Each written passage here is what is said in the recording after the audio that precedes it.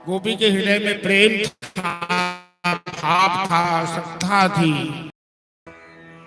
कथा में यदि बुद्धि लेकर बैठेंगे तो तर्क पैदा होगा। जहां तर्क होता वहां से गोविंद गायब हो जाते हैं, परमात्मा गायब हो जाता है। जो बुद्धे प्रतस्थ सह, गीता में भगवान ने कहा कि जो बुद्धि से परे है वही परमात्मा है। इंद्रियाणि हयान्याहु इंद्रिये भो ब्रह्मणः मनसस्तु परा बुद्धि। जो बुद्धि प्रतस्थ सह, जो बुद्धि से बड़े है वो परमात्मा है। तो आइए यहां कि सत्संग क्यों करना चाहिए, सत्संग में 4 घंटे समय क्यों देंगे, लाखों खर्चा क्यों करेंगे, ये लाइट, ये टेंट, ये साउंड, ये पंडाल क्यों रहेगा, क्या जरूरत है। सत्संग में मिलता क्या है, भजन सुनने को, मनोरंजन देखने को मिलता है क्या? नहीं। सत्संग में 2 चीज प्राप्त होती है प्रत्येक श्रद्धालु। सत्संग में विवेक आता है और विवेक से 2 चीज प्राप्त होती है। वृंदावन में एक संत से, स्वामी सर्वानंद महाराज, हम लोग वृंदावन में विद्यार्थी थे तो जब छुट्टी के दिन जाते थे सत्संग करने तो स्वामी जी कहते थे कि बच्चे, यदि जीवन में 2 चीज चाहिए तुम्हें, क्या? आनंद चाहिए और शांति चाहिए।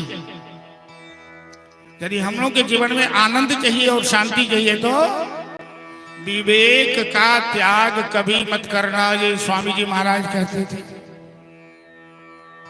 क्योंकि जब तक विवेक तुम्हारे पास है तब तक तुम्हारे पास आनंद भी है और शांति भी है।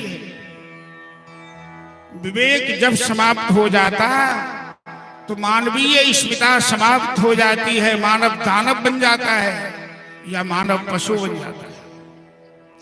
व्यवहार में भी हम लोग कहते हैं ये काम विवेक से करना, विवेक का त्याग मत करना। मनुष्य जब तक विवेक से निर्णय लेता है तब तक उसके जीवन में कहीं कोई गड़बड़ी नहीं होती है। जिस क्षण वो विवेक का त्याग कर देता है फिर अनर्थ का कारण बन जाता है। तो स्वामी जी कहते थे कि जीवन में यदि शांति और आनंद चाहिए तो विवेक का त्याग मत करना। और विवेक कहां से आता है? सत्संग से विवेक प्राप्त होता है। कि बिनु सत्संग विवेक न होई,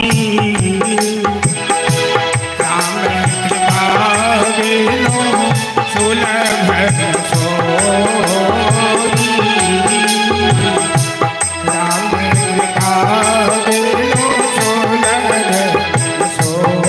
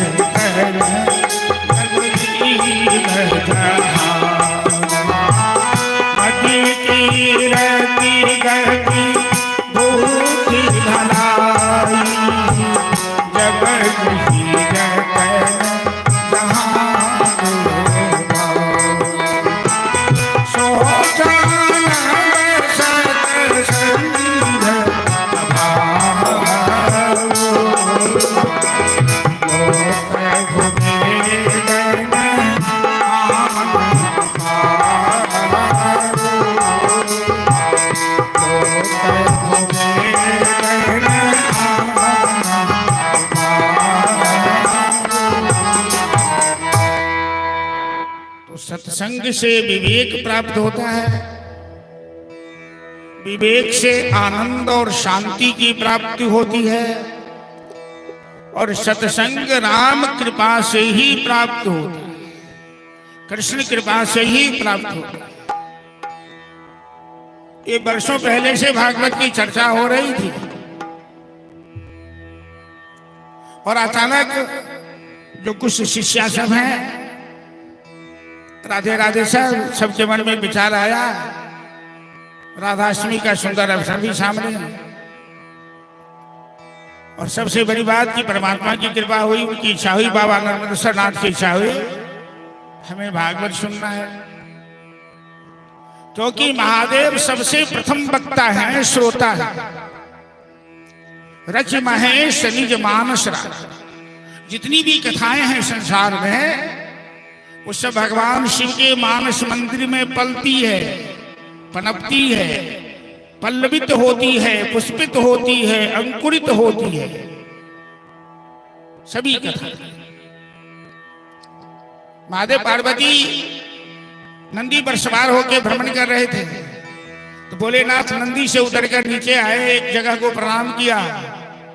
माता जी ने पूछा, आपने इस स्थान को प्रणाम क्यों किया? तो भोलेनाथ कहते हैं कि इस स्थान पर भागवत की कथा हो चुकी है। जहां पर भागवत की कथा हो चुकी है वो स्थान गोकुल वृंदावन बन गया। भगवान शिव उसे प्रणाम करते हैं, नतमस्तक हो जाते हैं। एक स्थान पर और प्रणाम किया। माता जी ने पूछा, यहाँ क्यों प्रणाम कर रहे हो? कहा, यहाँ पर कथा होने वाली है। यहाँ तो महादेव पहले से विराजमान है, लेकिन जब से चर्चा हुई कि यहाँ महादेव मंदिर के प्रांगण में कथा होगी, तो हमें लगता है कि बाबा नर्मदेश्वर नाथ अति प्रसन्न हो गए कि चलो मेरे समक्ष सत्संग का आयोजन होगा। तो सत्संग का महत्व है कि सत्संग से जीवन में शांति आती है, आनंद का अनुभव होता है। कोई ऐसे व्यक्ति हैं इस पंडाल में बैठे हुए हैं जिन्हें आनंद नहीं चाहिए, जिनके जीवन में आनंद नहीं चाहिए? जरा हाथ उठाइए तो। हर व्यक्ति आनंद चाहता है। एक भी व्यक्ति है जिसे अशांति चाहिए जीवन में, वो शांत नहीं रहना चाहता हो, लुबुर लुबुर करेगा या तो तू समझता नहीं है। अशांति भी कोई नहीं चाहता। पशु और राक्षस को छोड़ो, पशु का स्वभाव ऐसा है, राक्षसों का स्वभाव ऐसा है। जो मनुष्य है, जिसमें मानवता है, वो कभी अशांति नहीं चाहता, कभी दुखी रहना नहीं चाहता। ये दोनों चीज सत्संग से प्राप्त होता है। अतः सत्संग जीवन में करना चाहिए। एक प्रसंग आएगा, हम बताएंगे आपको। महादेव के दो विवाह है ना। प्रथम विवाह है महादेव के माता सती दाक्षायणी भगवती से, जो दक्ष प्रजापति की कन्या थी।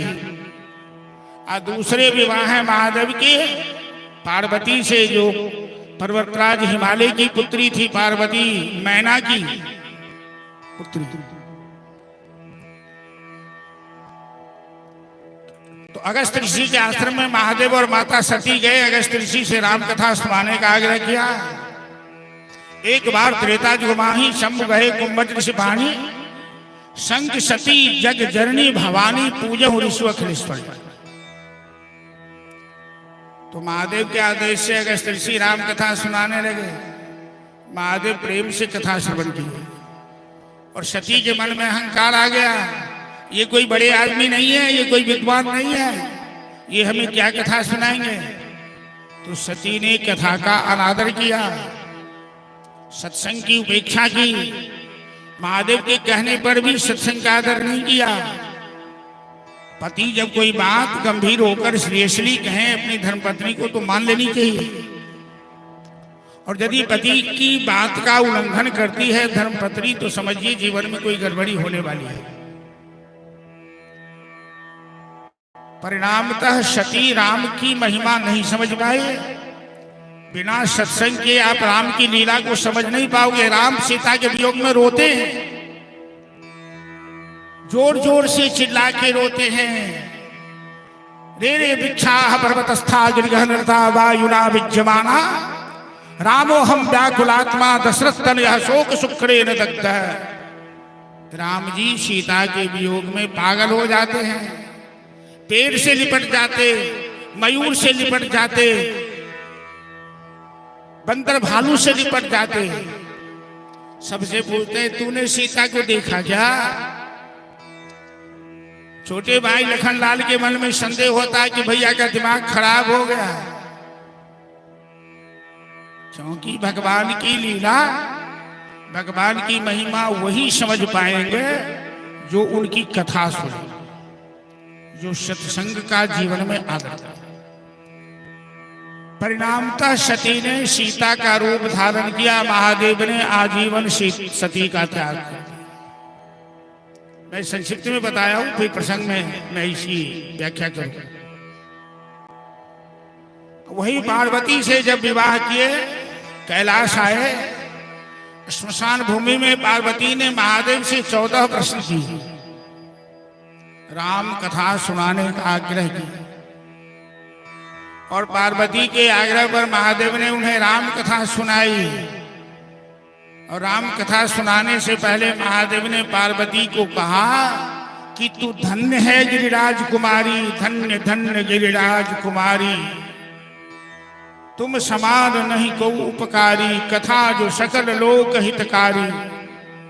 तुम राम कथा सुनोगी, मैं सुनाऊंगा, मैं भी धन्य हो जाऊंगा, तू भी धन्य हो जाएगी। वासुदेव कथा प्रश्न पुरुषा स्त्रीन पुनाते। कथा कहने वाला, कथा सुनने वाला, कथा में सहयोग करने वाला, तीनों प्रकार के व्यक्ति पवित्र हो जाते हैं। और महादेव ने पार्वती को अपने दिल में जगह दिया, हृदय में स्थान दिया। महादेव ने अपने मुख से कहा कि पार्वती तुमने मेरे दिल को जीत लिया सत्संग की महिमा सुनने से। तो सती ने अनादर किया तो आजीवन महादेव ने त्याग दिया, सती को आत्महत्या करनी पड़ी। और पार्वती ने सत्संग का आदर किया तो महादेव ने अपने हृदय में पार्वती को जगह दी, स्थान दिया। तो मैं ये कहना चाहता हूं कि बिना सत्संग से मानव के जीवन में सर्वांगीण विकास संभव नहीं हो सकता। हम लोग यदि अपने जीवन में विकास चाहते हैं, शांति चाहते हैं, आनंद चाहते हैं, तो हमें सत्संग का आदर करना होगा। इसीलिए सत्संग का आयोजन किया जाता है। आज से 5300 वर्ष पहले नैमिषारण्य में 88,000 ऋषियों का सम्मेलन हुआ और 1000 वर्ष का संकल्प लेकर वहां कथा प्रारंभ हुई। 18 पुराण की चर्चा हुई। सूत जी वक्ता थे और शौनक जी 88,000 ऋषि के प्रतिनिधित्व कर रहे थे। सभी पुराणों की चर्चाएं चल रही है। भागवत कथा कहां से शुरू हुई हम लोग उस प्रसंग में चलेंगे, लेकिन उससे पहले आज भगवान कृष्ण की परम आह्लादनी शक्ति, राधा के बिना श्याम आधा कहते राधे श्याम, जन्म जन्म के भाग जगा दे एक राधा का नाम, बोलो राधे श्याम। तो राधा के बिना श्याम आधा है, सीता के बिना राम आधा है, और पार्वती के बिना महादेव आधा है। यदि राधा नहीं होती तो श्याम की बंसी नहीं बजती, श्याम का महारास नहीं होता, श्याम सुंदर की माधुर्य लीला नहीं होती, कनगुड़िया अंगुड़ी पे श्याम सुंदर गोवर्धन को नहीं उठाते। वो तो राधा की शक्ति पीछे पीछे काम कर रही है। और आश्चर्य की बात है कि श्रीमद् भागवत महापुराण में राधा का कहीं नाम ही नहीं लिया। राधा का नाम घुमाकर है, प्रतिरूपात्मक रूप में, सीधे नाम नहीं।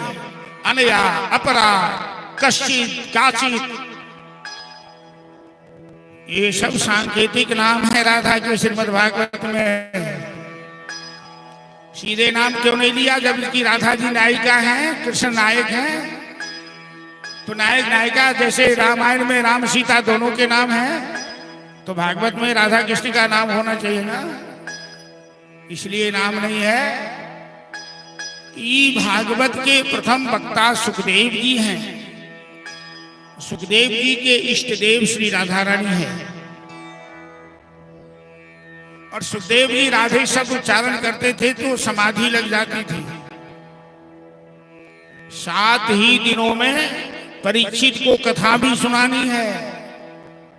कहीं राधे शब्द बोलते के साथ ही सुखदेव जी की आंखें बंद हो जाए, समाधि लग जाए तो कथा बीच में ही लटक जाएगी, परीक्षित का उद्धार नहीं हो पाएगा।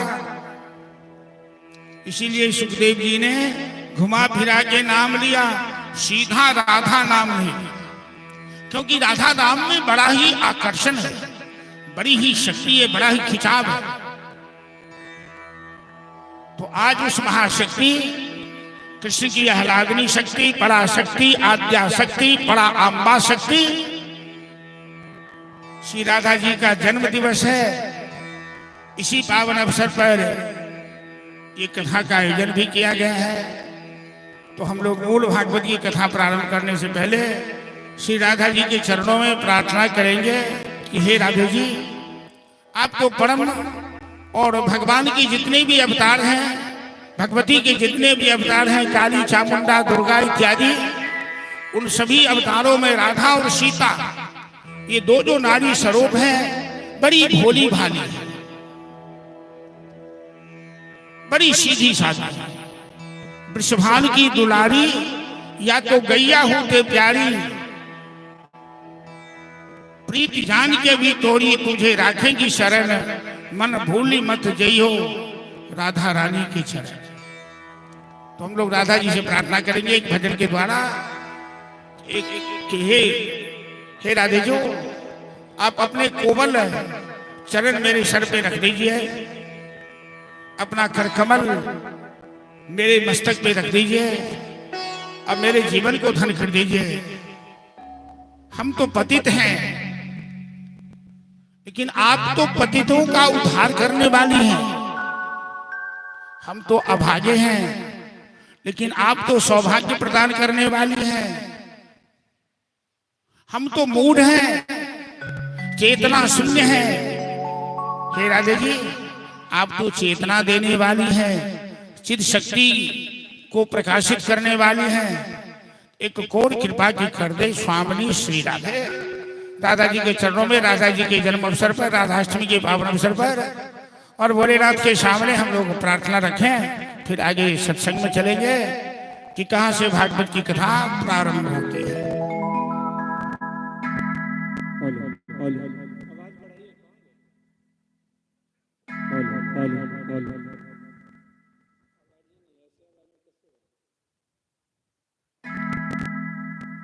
राधे बोलो बोलो बोलो।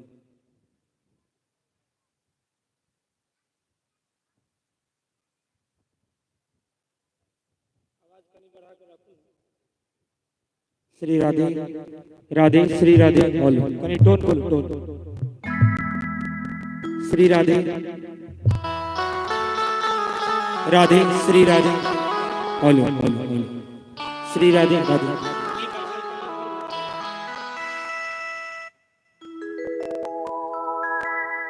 राधे श्री राधे बोलो बोलो।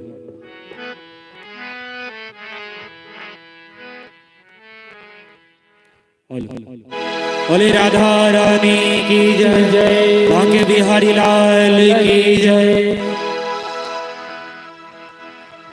होए के नजर कृपा की कर दो, लाडली श्री राधे। श्री राधे श्री राधे श्री राधे श्री राधे। ताली बजाकर सही भक्तों से प्रेम से सत्संग में बैठते हैं तो अपने दोनों हाथ का उपयोग करें। ताली जरूर बजावे, ताली बजाने से भगवान की सेवा में आप लोग प्रस्तुत हो जाएंगे भजन के साथ। इसलिए भजनों के साथ ताली अवश्य हो जाए। एक नजर कृपा की कर दो लाडले तेरा, नजर कृपा की कर दो लाडले तेरा, नजर कृपा की कर दो लाडले तेरा, नजर कृपा की कर दो लाडले तेरा। श्री राधे श्री राधे श्री राधे श्री राधे श्री राधे श्री राधे श्री राधे श्री राधे। भक्तों की जोली भक्तों की जोली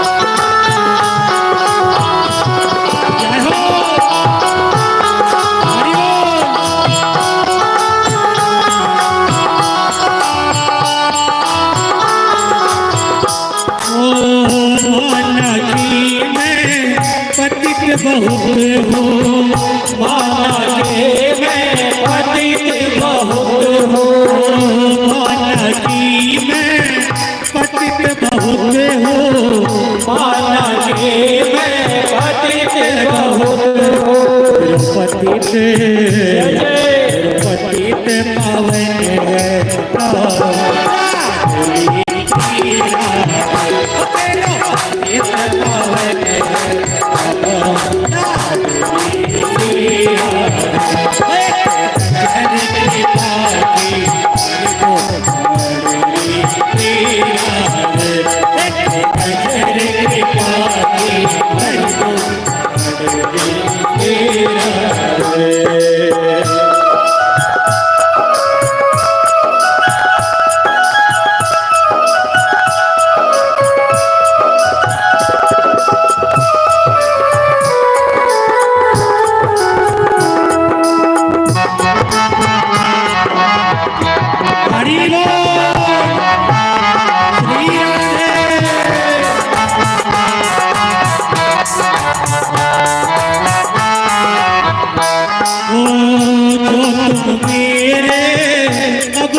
देखो जो तुम मेरे अब गुण देखो, जो तुम मेरे अब गुण देखो, जो तुम मेरे अब गुण देखो। रखना रखना कोई सा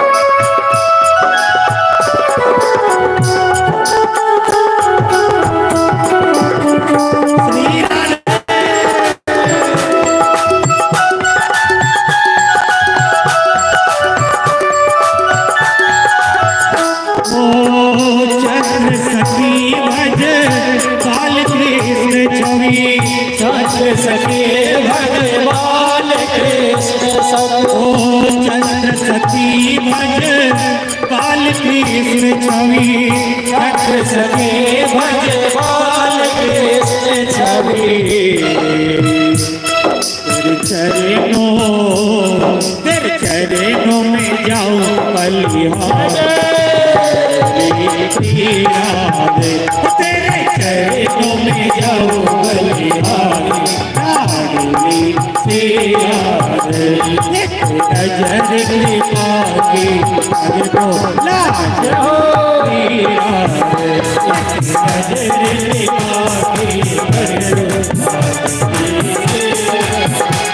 श्री राधे राधे राधे राधे राधे राधे श्री राधे अभी भक्त मनोज सागर दोनों हाथ ऊपर उठा के प्रेम से ताली बजाते हुए राधा रानी के जंगलों में श्री राधे राधे राधे राधे राधे राधे राधे राधे राधे राधे राधे श्री राधे राधे राधे राधे राधे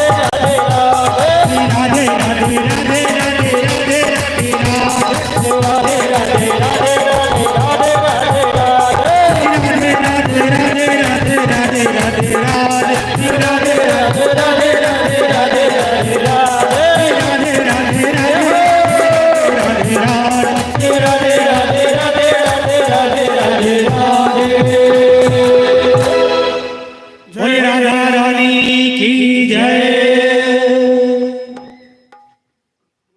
जब भी जयकारा लगाया जाए और हाथ उठाने को इशारा किया जाए, दोनों हाथें उठना चाहिए।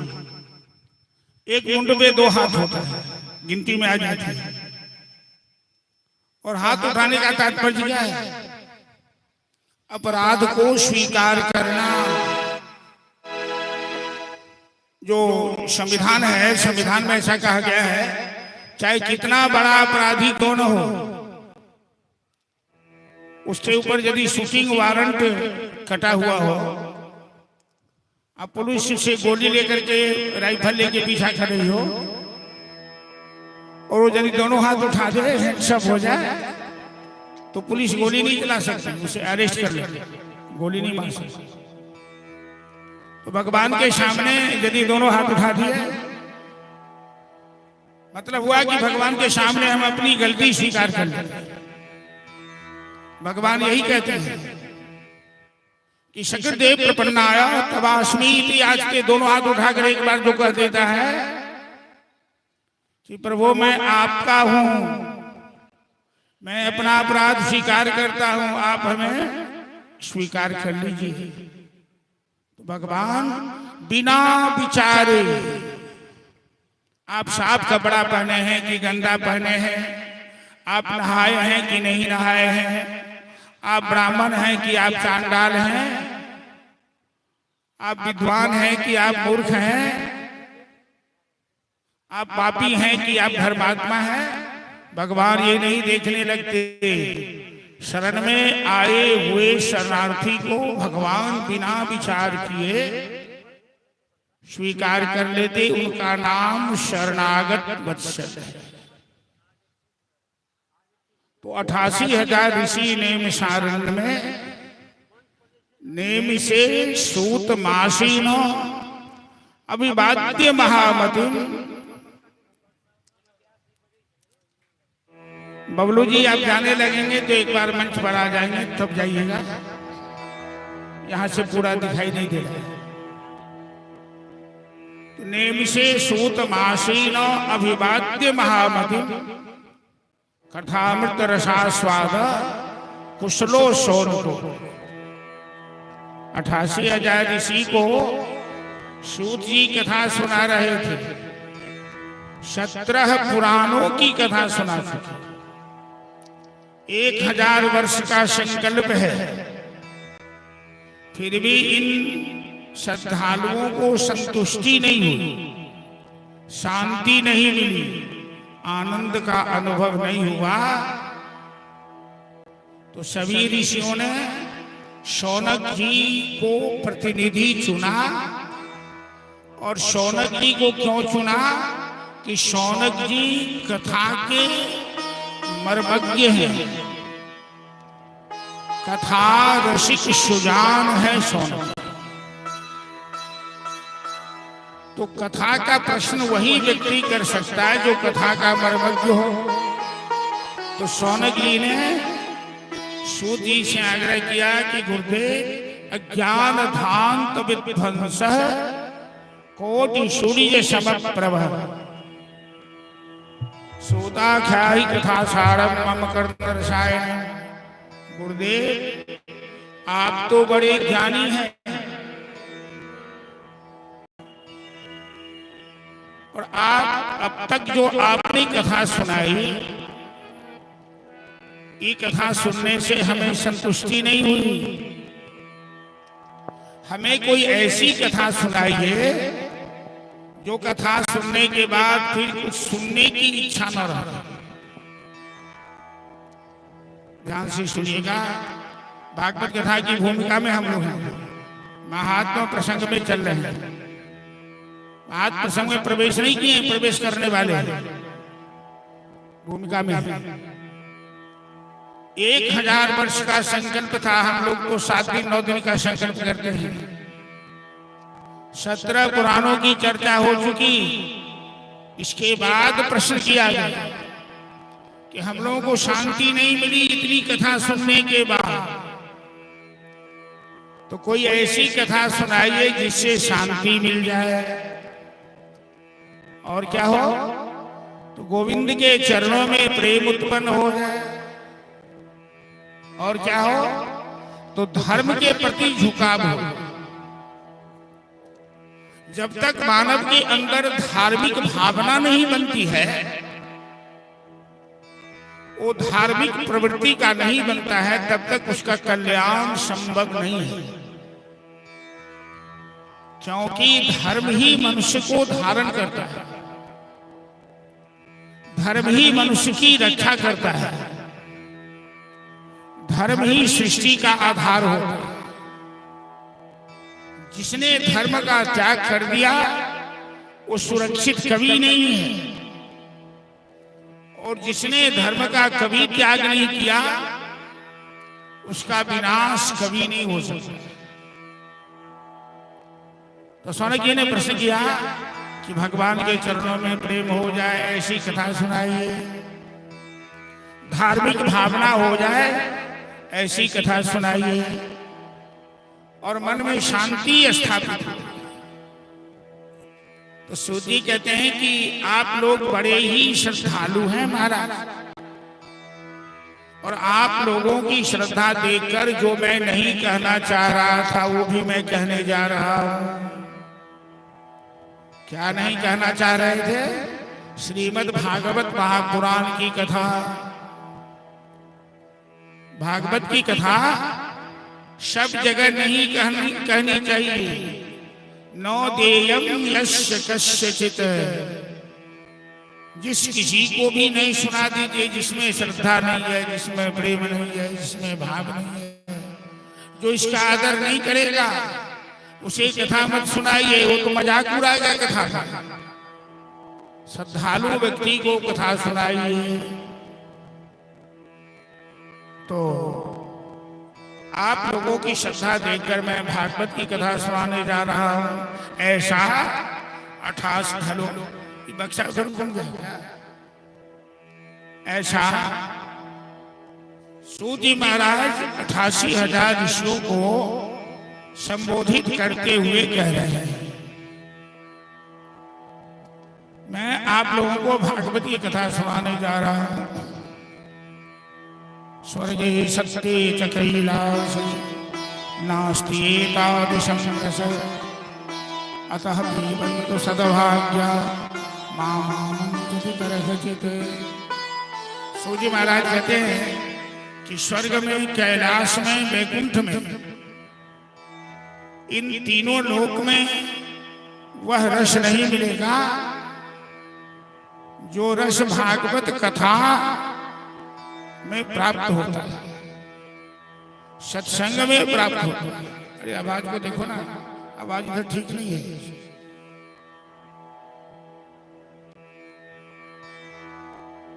निम्नका नाम यथा गंगा देवानाम अच्युतो यथा वैष्णवानां तथा शंभो पुराणानां भागवतम तथा।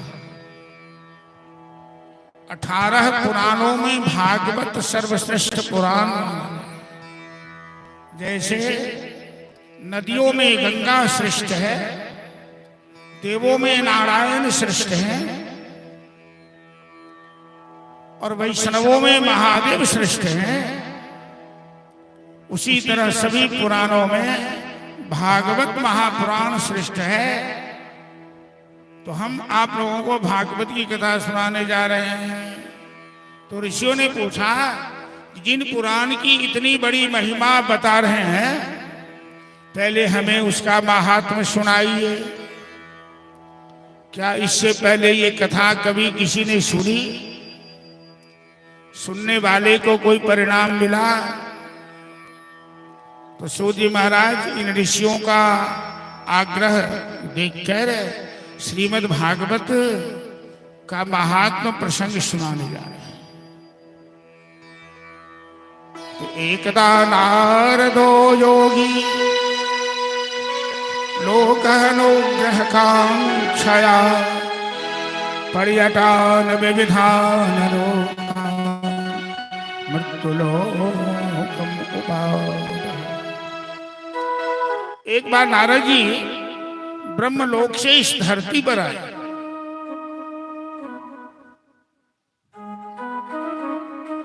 नारद जी बड़े सत्संग प्रेमी। नारद जी हमेशा अपने कंधे पर बीना लेकर बीना के तार पर हरिगुण गान करते रहे। अहो देवर्षि धन्योयम यद कीर्ति सारंग धन्वनः गायन वादमितम तंत्रारम्य तत्तातु। लेकिन नारद जी जब भारतवर्ष में आए कलयुग में, और कलयुग का बुरा हाल देखा, तो नारद जी को बड़ा आश्चर्य लगा। कहीं धर्म नहीं,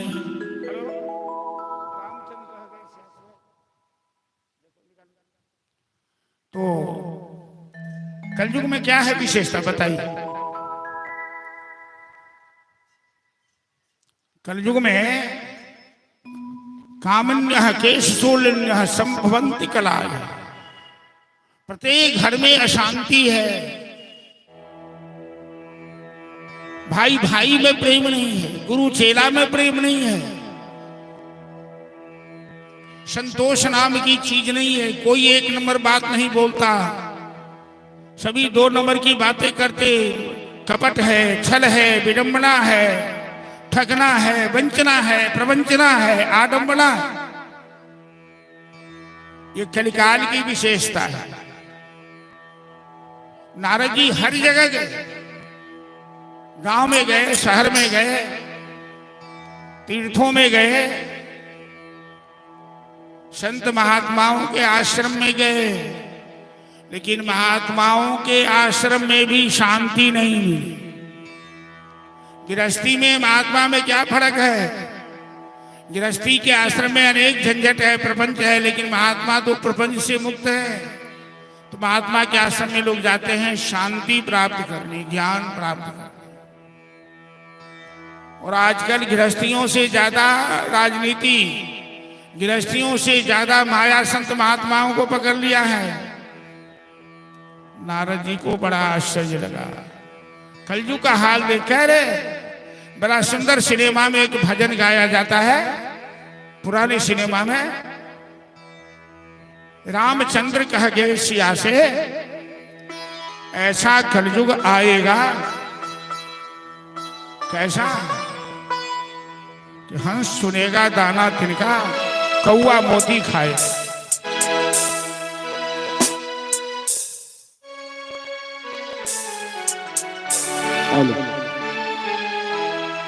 श्री राधे।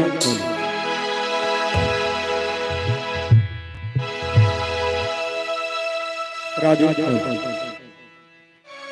बोल श्याम रामचंद्र की जय। जय जीरे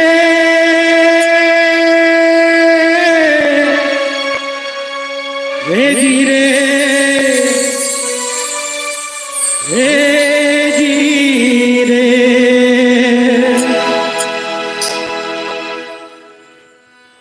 रामचंद्र कह गए सिया से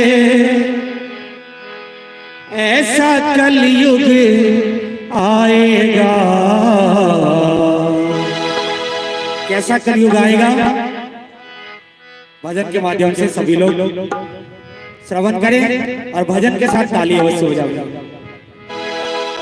हंस चुगेगा दाना तुमका, हंस चुगेगा दाना तुमका, कौआ मोती खाएगा।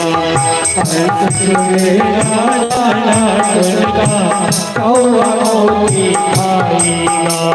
जी रे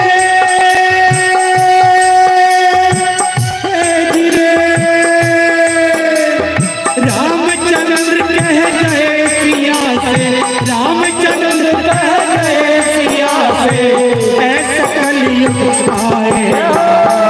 हंसुएगा दाना तुमका, कौआ मोती खाएगा। हंसुएगा दाना तुमका, कौआ मोती खाएगा।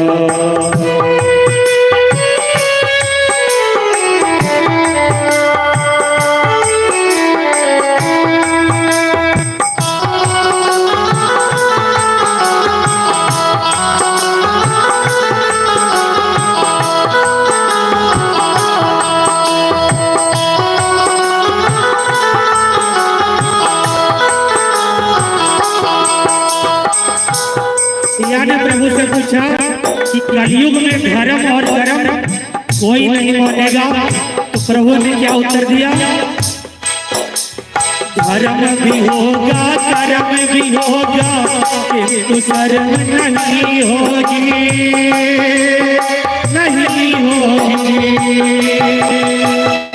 बात पे माता पिता को बेटा आंख दिखाएगा, दिखाएगा। बात पे माता पिता को, बात पे माता पिता को बेटा आंख दिखाएगा। हंसुएगा दाना तुमका, कौआ मोती खाएगा। हंसुएगा दाना तुमका, कौआ मोती खाएगा।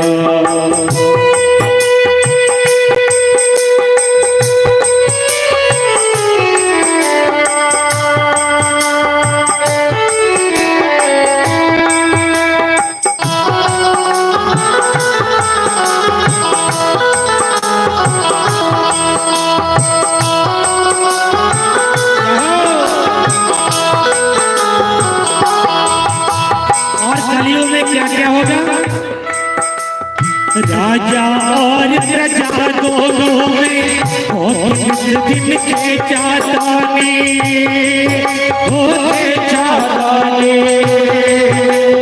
कदम कदम पर करेंगे दोनों अपनी अपनी मनमानी,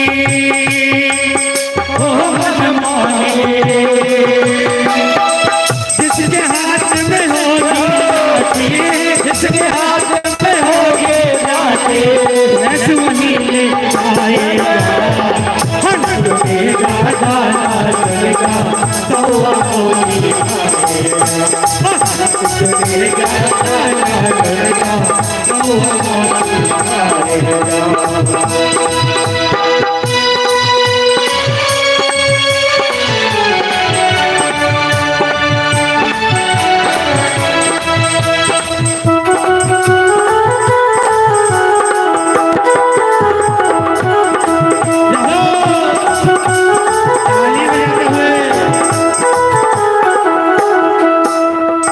प्रभु ने क्या कहा सिया से? सुनो सिया कलयुग में काले घन भर काले मन होंगे, मन होंगे। चोर उचरते नगर से प्रभु भक्त निर्धन होंगे, वो निर्धन होंगे। जो होता अरे भोले जो जोगी अरे भोले वो जोगी कहलाया कौआ मोती खाएगा कौआ मोती खाएगा।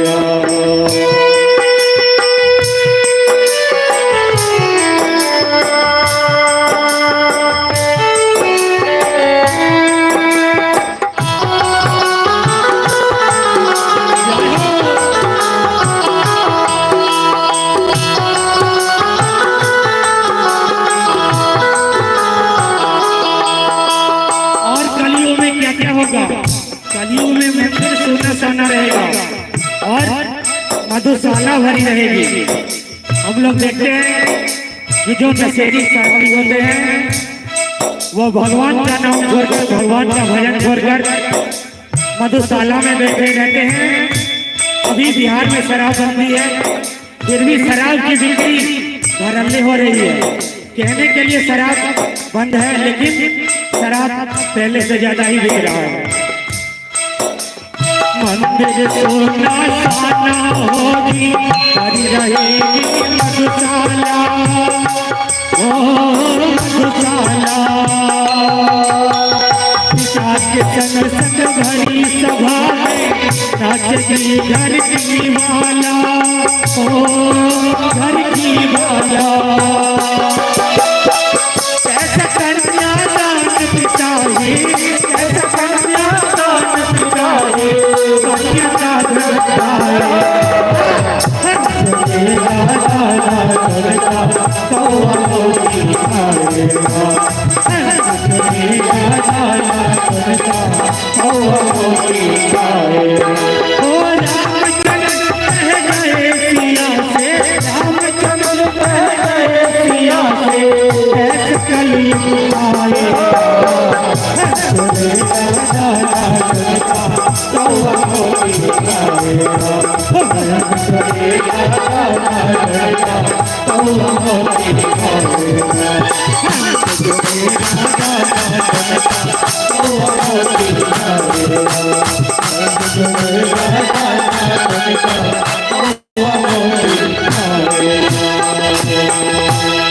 जय जय श्री राम।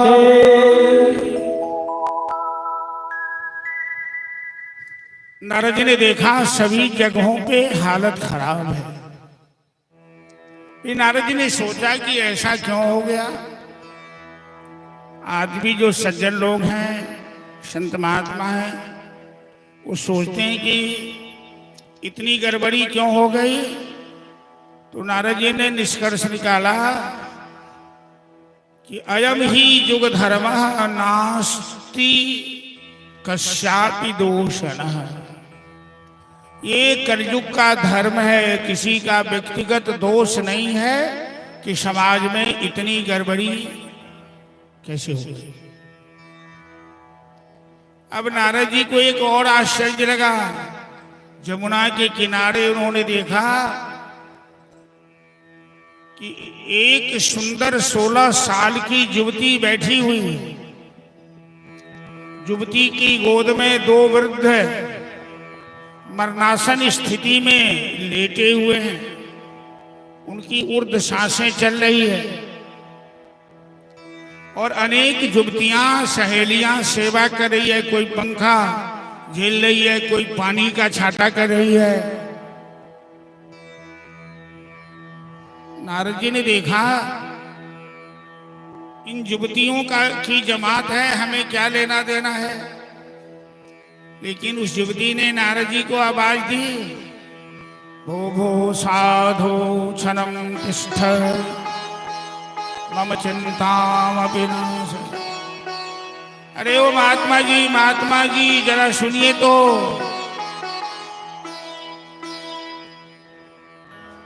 जदा भाग्यम भवेत भूरि भवतो दर्शनम तदा बहूनि तव वाक्येन दुख शांतिर भविष्यति। आप जैसे संत का दर्शन भाग्य से ही होता है। आपकी सुंदर वाणी सुनकर मन के सारे ताप दाप नष्ट हो जाते। नारद जी आए। नारद जी ने पूछा, बहन काशी तुम कऊ इमऊ बालो, तुम कौन हो? ये दोनों कौन हैं वृद्ध जो तेरी गोद में मरणासन स्थिति में पड़े हुए हैं? ध्यान से सुनिएगा, मैं समझाने का प्रयास करूंगा कि कथा सबकी समझ में आए। और पहले दिन से ही समझिएगा तो अंत तक समझ में आ जाएगा। कथा के समय श्रोता और वक्ता दोनों को सावधान रहना जरूरी है। वक्ता सावधान हो कि हमें शास्त्र के अनुकूल ही बात कहनी है, केवल शास्त्र के अनुकूल नहीं, ऐसी बात कहनी है जिनसे लोगों का हित हो। यदि अहित की बात हो तो नहीं कहनी चाहिए। तो श्रोता को सावधान होना चाहिए कि कहीं कुछ छूट न जाए। जो प्रवाह चल रहा है, जो कथा सरिता में, कथा गंगा में गोते लगा रहे हैं, तो ठीक से गोते लगाए जाएं। तो नारद जी को आश्चर्य लगा कि युवती की गोद में दो वृद्ध क्यों सो रहा है, वो भी मरने वाला है। नारद जी ने पूछा तो युवती ने कहा, हम भक्ति दीक्षाता नारद जी, मेरा नाम भक्ति है, ये दोनों वृद्ध मेरे बालक हैं। आप लोगों को भी आश्चर्य करना चाहिए ना, माँ 16 साल की या बेटा 100 साल का है? मैथिली में कोनो कहावत बड़ा बढ़िया है कि बाप रहा पेट में आ पूत गेल गाया, बाप पेट में आ पूत गेल गाया ना, तो माँ 16 साल की या बेटा 100 साल का। तो नारद जी कहते हैं, बहन ये आश्चर्य कैसे कि तू युवती हो, बेटा जवान है, बूढ़ा है।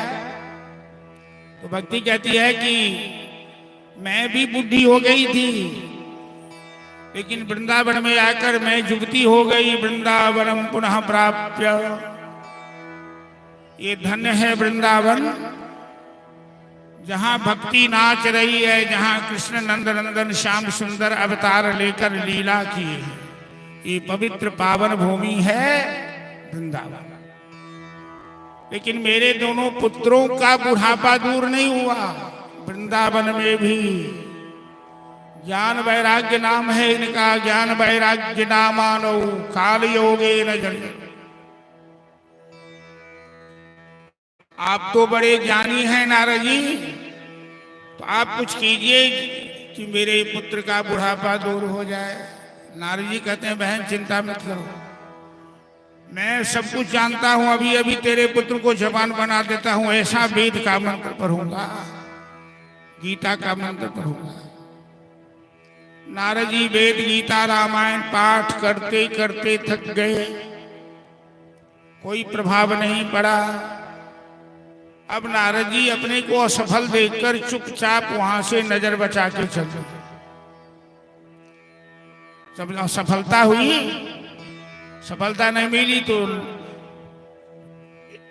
उन्हें संकोच हुआ, नारद जी सीधे चल दिए। अब नारद जी बेतहाश जा रहे हैं। बड़ी चिंता हो गई कि मैंने उद्यम किया, सफलता नहीं हुई, क्यों ऐसा हुआ? तो आकाशवाणी हुई, मारिषे कृत्यता। अरे चिंता मत करो महात्मा जी, एतदर्थे सुरर्षे तुम सत्कर्मं समाचर तत्ते कर्म विधा संति साधवो संत भूषण। यदि ज्ञान वैराग्य का बुढ़ापा दूर करना चाहते हो तो कोई सत्कर्म करो। नारद जी ने सोचा कि सत्कर्म तो मैंने किया, वेद गीता रामायण का पाठ किया, तो अब कौन सा सत्कर्म बाकी रह गया। इसी बीच में ब्रह्मलोक से सनकादिक ऋषि आ गए। नारद जी के बड़े भाई का नाम है, सब ब्रह्मा के पुत्र हैं। सनकादिक ऋषि का, नारद तू तो बड़ा ज्ञानी है, भजनानंदी है, तू क्यों इतना उदास है? उस व्यापारी की तरह जो व्यापारी अपने जुआ में सब कुछ हार गया हो, उसके चेहरा पर उदासी आ जाती है, इस तरह तुम उदास क्यों हो, क्या बात है? नारद जी ने सारी बात सुनी कि मैंने जमुना के किनारे दोनों व्रत को जवान बनाने के लिए वेद गीता रामायण का पाठ किया, कोई प्रभाव नहीं पड़ा। आकाशवाणी में हमें सुनाया गया कि सत्कर्म करो, सत्कर्म करो। अब कौन सा सत्कर्म बाकी रहा, मेरी समझ में नहीं आ रहा। सनकादिक ऋषि कहते हैं, अरे तुम भूल गए क्या, तेरे उपदेश से ही व्यास जी ने भागवत लिखा था। तूने मात्र 4 श्लोक में व्यास जी को उपदेश किया था, व्यास जी ने 18,000 श्लोक में भागवत लिखा। भागवत कथा कलयुग में ही सत्कर्म है और कोई नहीं। क्यों? इसलिए कि जैसे दूध में क्या क्या है? दूध में मक्खन है, दूध में घी है, लेकिन घी का अलग महत्व है, मक्खन का अलग महत्व है, दूध का अलग महत्व है। बिना दूध से कोई मक्खन बना सकता है क्या? बिना दूध से कोई घी बना सकता है क्या? लेकिन घी का अलग महत्व है, दूध का अलग महत्व है। दूध का सार घी है। गन्ने के रस में ही सब कुछ छिपा है। गुड़ भी छिपा है, चीनी भी छिपी है, मिश्री भी छिपी है, कंद भी छिपा है, लेकिन सबका अपना अपना महत्व है। इसी तरह जितने वेद शास्त्र हैं, निगम कल्प तरोर गलितम फलम, कहीं आवाज की कहीं हल्का सा पातर कर दियो। निगम कल्प तरोर गलितम फलम, सुख मुखाद द्रवित दव संयुतम। वेद रूपी कल्प वृक्ष का जो परिपक्व फल है, सार तत्व है, वो श्रीमद् भागवत है। कलयुग में लोगों की अल्पज्ञता देखकर, अल्पायु देखकर, अल्प सामर्थ्य देखकर, कलयुग में जानते हैं आदमी सब कुछ चाहता है जल्दी जल्दी हो जाए। नहीं, 4 घंटे का सिनेमा अब 2 घंटे होता है।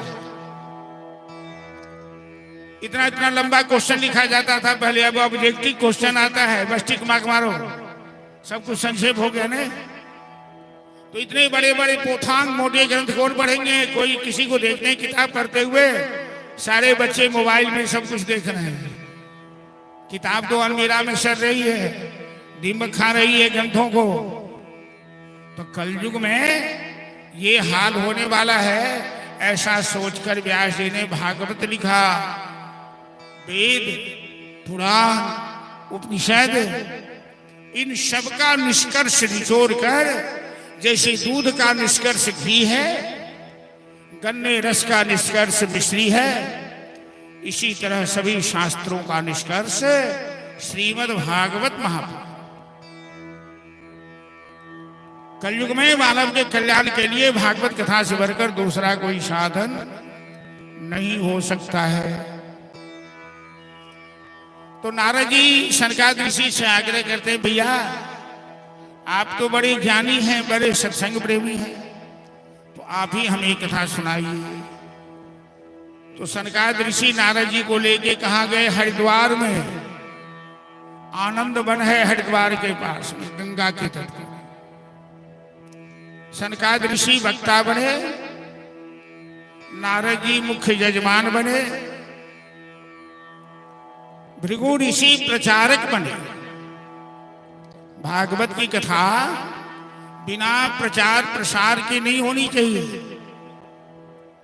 आप लोग इस कथा स्थल में बैठे हैं, इसमें 5 यजमान हैं कि 7 हैं? हो अंग्रेज जी पत्नी रंजू देवी के साथ मुख्य यजमान है, रिंकी जी, मुंशी जी, पंडित जी, और सबके नाम मैं सबका नाम नहीं जानता हूं। जो मंच पर बैठे हैं सभी संकल्प लिए हैं यजमान के लिए,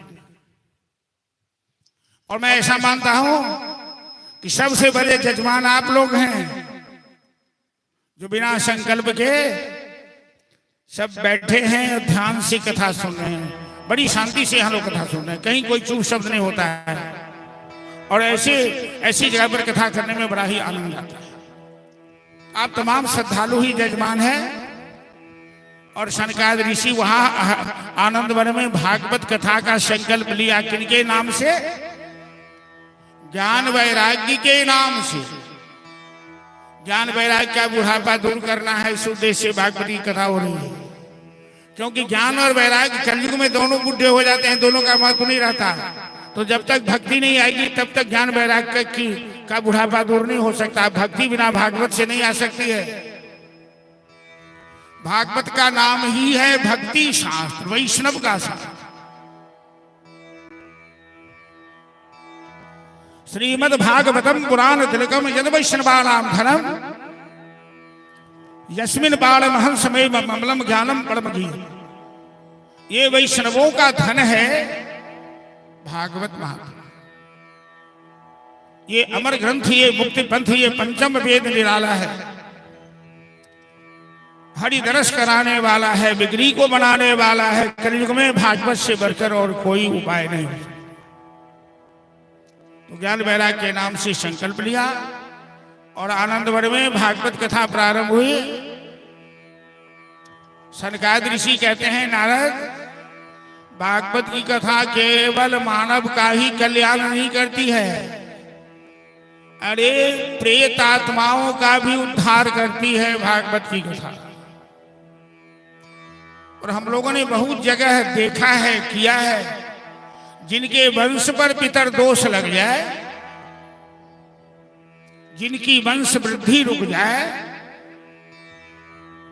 जिनके घर में अकाल मृत्यु हुई हो और कोई दिवंगत आत्मा भटक रही हो, वह भागवत करने से सारी समस्याओं का समाधान हो जाता है।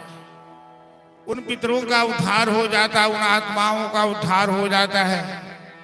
ये साक्षात भगवान श्री कृष्ण का वांगमय स्वरूप है श्रीमद् भागवत महापुराण। तो एक उदाहरण सनकादिक मुनि दे रहे हैं, एक प्रेत आत्मा का भी उद्धार, ऐसी प्रेत आत्मा का उद्धार श्रीमद् भागवत कथा के माध्यम से हुआ, जिनका श्राद्ध गया में किया गया था। गया श्राद्ध के बाद भी उद्धार नहीं हुआ। एक अनुपम नाम का गांव था, तुंगभद्रा नदी के किनारे वो गांव बसा हुआ था। और एक आत्मदेव नाम के ब्राह्मण थे। भागवत में एक भी प्रसंग ऐसा नहीं है जो हम लोगों के जीवन से नहीं जुड़ा हुआ। यन्ने हास्ति तदन्यत्र जन्ने हास्ति न तत्क्वचित। जो इसमें है वही संसार में है, जो इसमें नहीं है वो कहीं नहीं है। जो हमारे आपके जीवन में होता है वही इसमें वर्णन है। क्या हो रहा है और क्या होना चाहिए, कैसे होगा, ये रास्ता बताता है। आत्मदेव जीवात्मा का नाम है। प्रत्येक जीवात्मा आत्मदेव है। हम सब आत्मदेव के रूप में इस पंडाल में बैठे हैं। अब प्रत्येक जीवात्मा की पत्नी धुंधली है। आत्मदेव की पत्नी का नाम है धुंधली। बुद्धि है धुंधली, आत्मा है आत्मदेव, मन ही है धुंधकारी।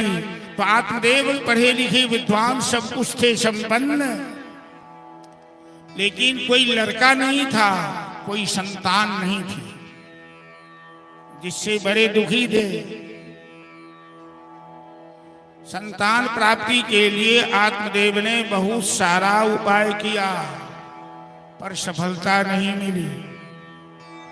अंत में उसने सोचा कि अब मैं आत्महत्या कर लूंगा। नदी में डूबकर मरने चला गया। गांव के बगल में एक नदी बह रही थी, तुंगभद्रा नदी। शरीर तो बड़ा प्यारा होता है। नदी के किनारे बैठकर आगे पीछे कर रहा था। तब तक एक संत भगवान आ गए।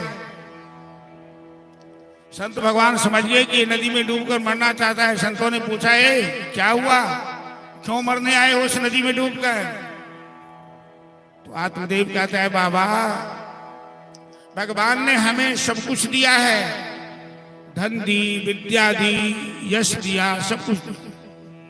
एक पुत्र के बिना हमारी गृहस्थी उदास है और मैं प्रयास करके थक गया हूं, हमें कोई पुत्र नहीं हो रहा।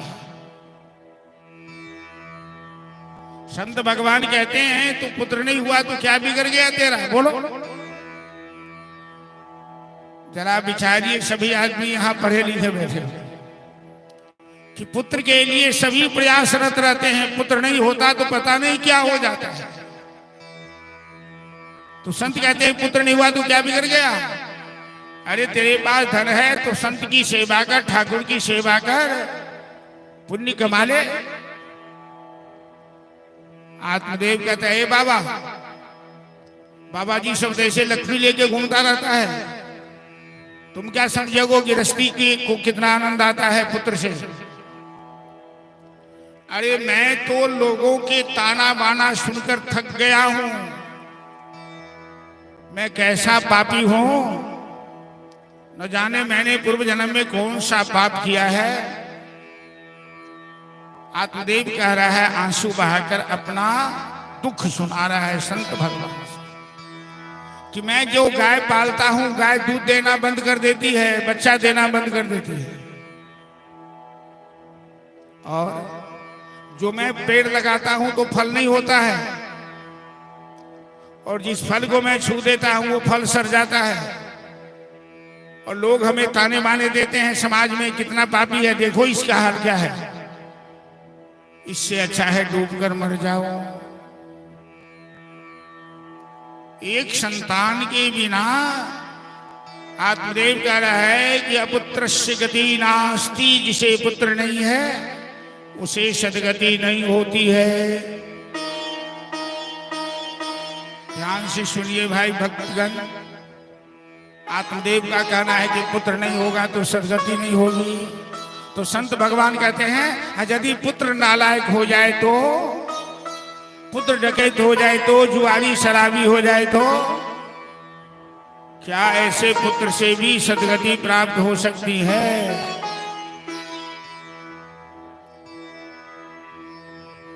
कुछ ऐसी बातें हैं जो गृहस्थी में बड़ी खलती है लोगों को। नहीं, घर में संतान ना हो तो घर सोना लगता है कि जल जाए जिह्वा पावनी हरि नाम के बिना, जल जाए जिह्वा पावनी हरि नाम के बिना, जल जाए जिह्वा पावनी नाम के बिना, जल जाए जिह्वा पावनी हरि नाम के बिना, जल जाए जिह्वा पावनी नाम के बिना।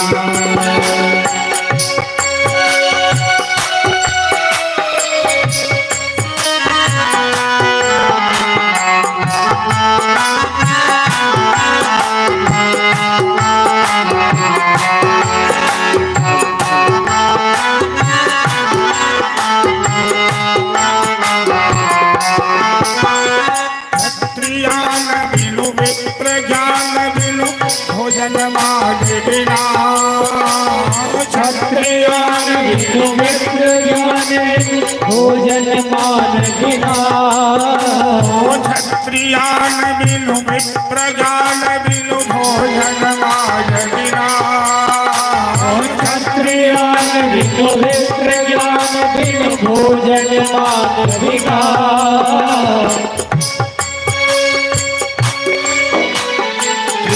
कंठ बिनु मठ महंत बिनु घर संतान बिना, प्रिया कंठ बिनु मठ महंत बिनु घर संतान बिना, मोर कहे बेकार नाचना, मोर कहे बेकार नाचना,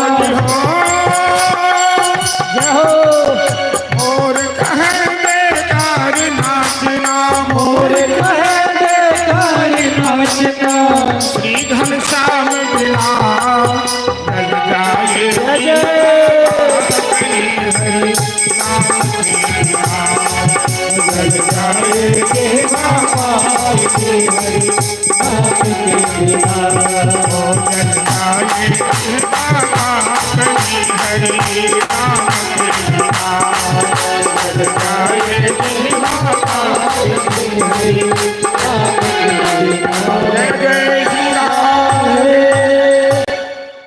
तो घर संतान बिना त्रियाकंत बिनु मठ महंत बिनु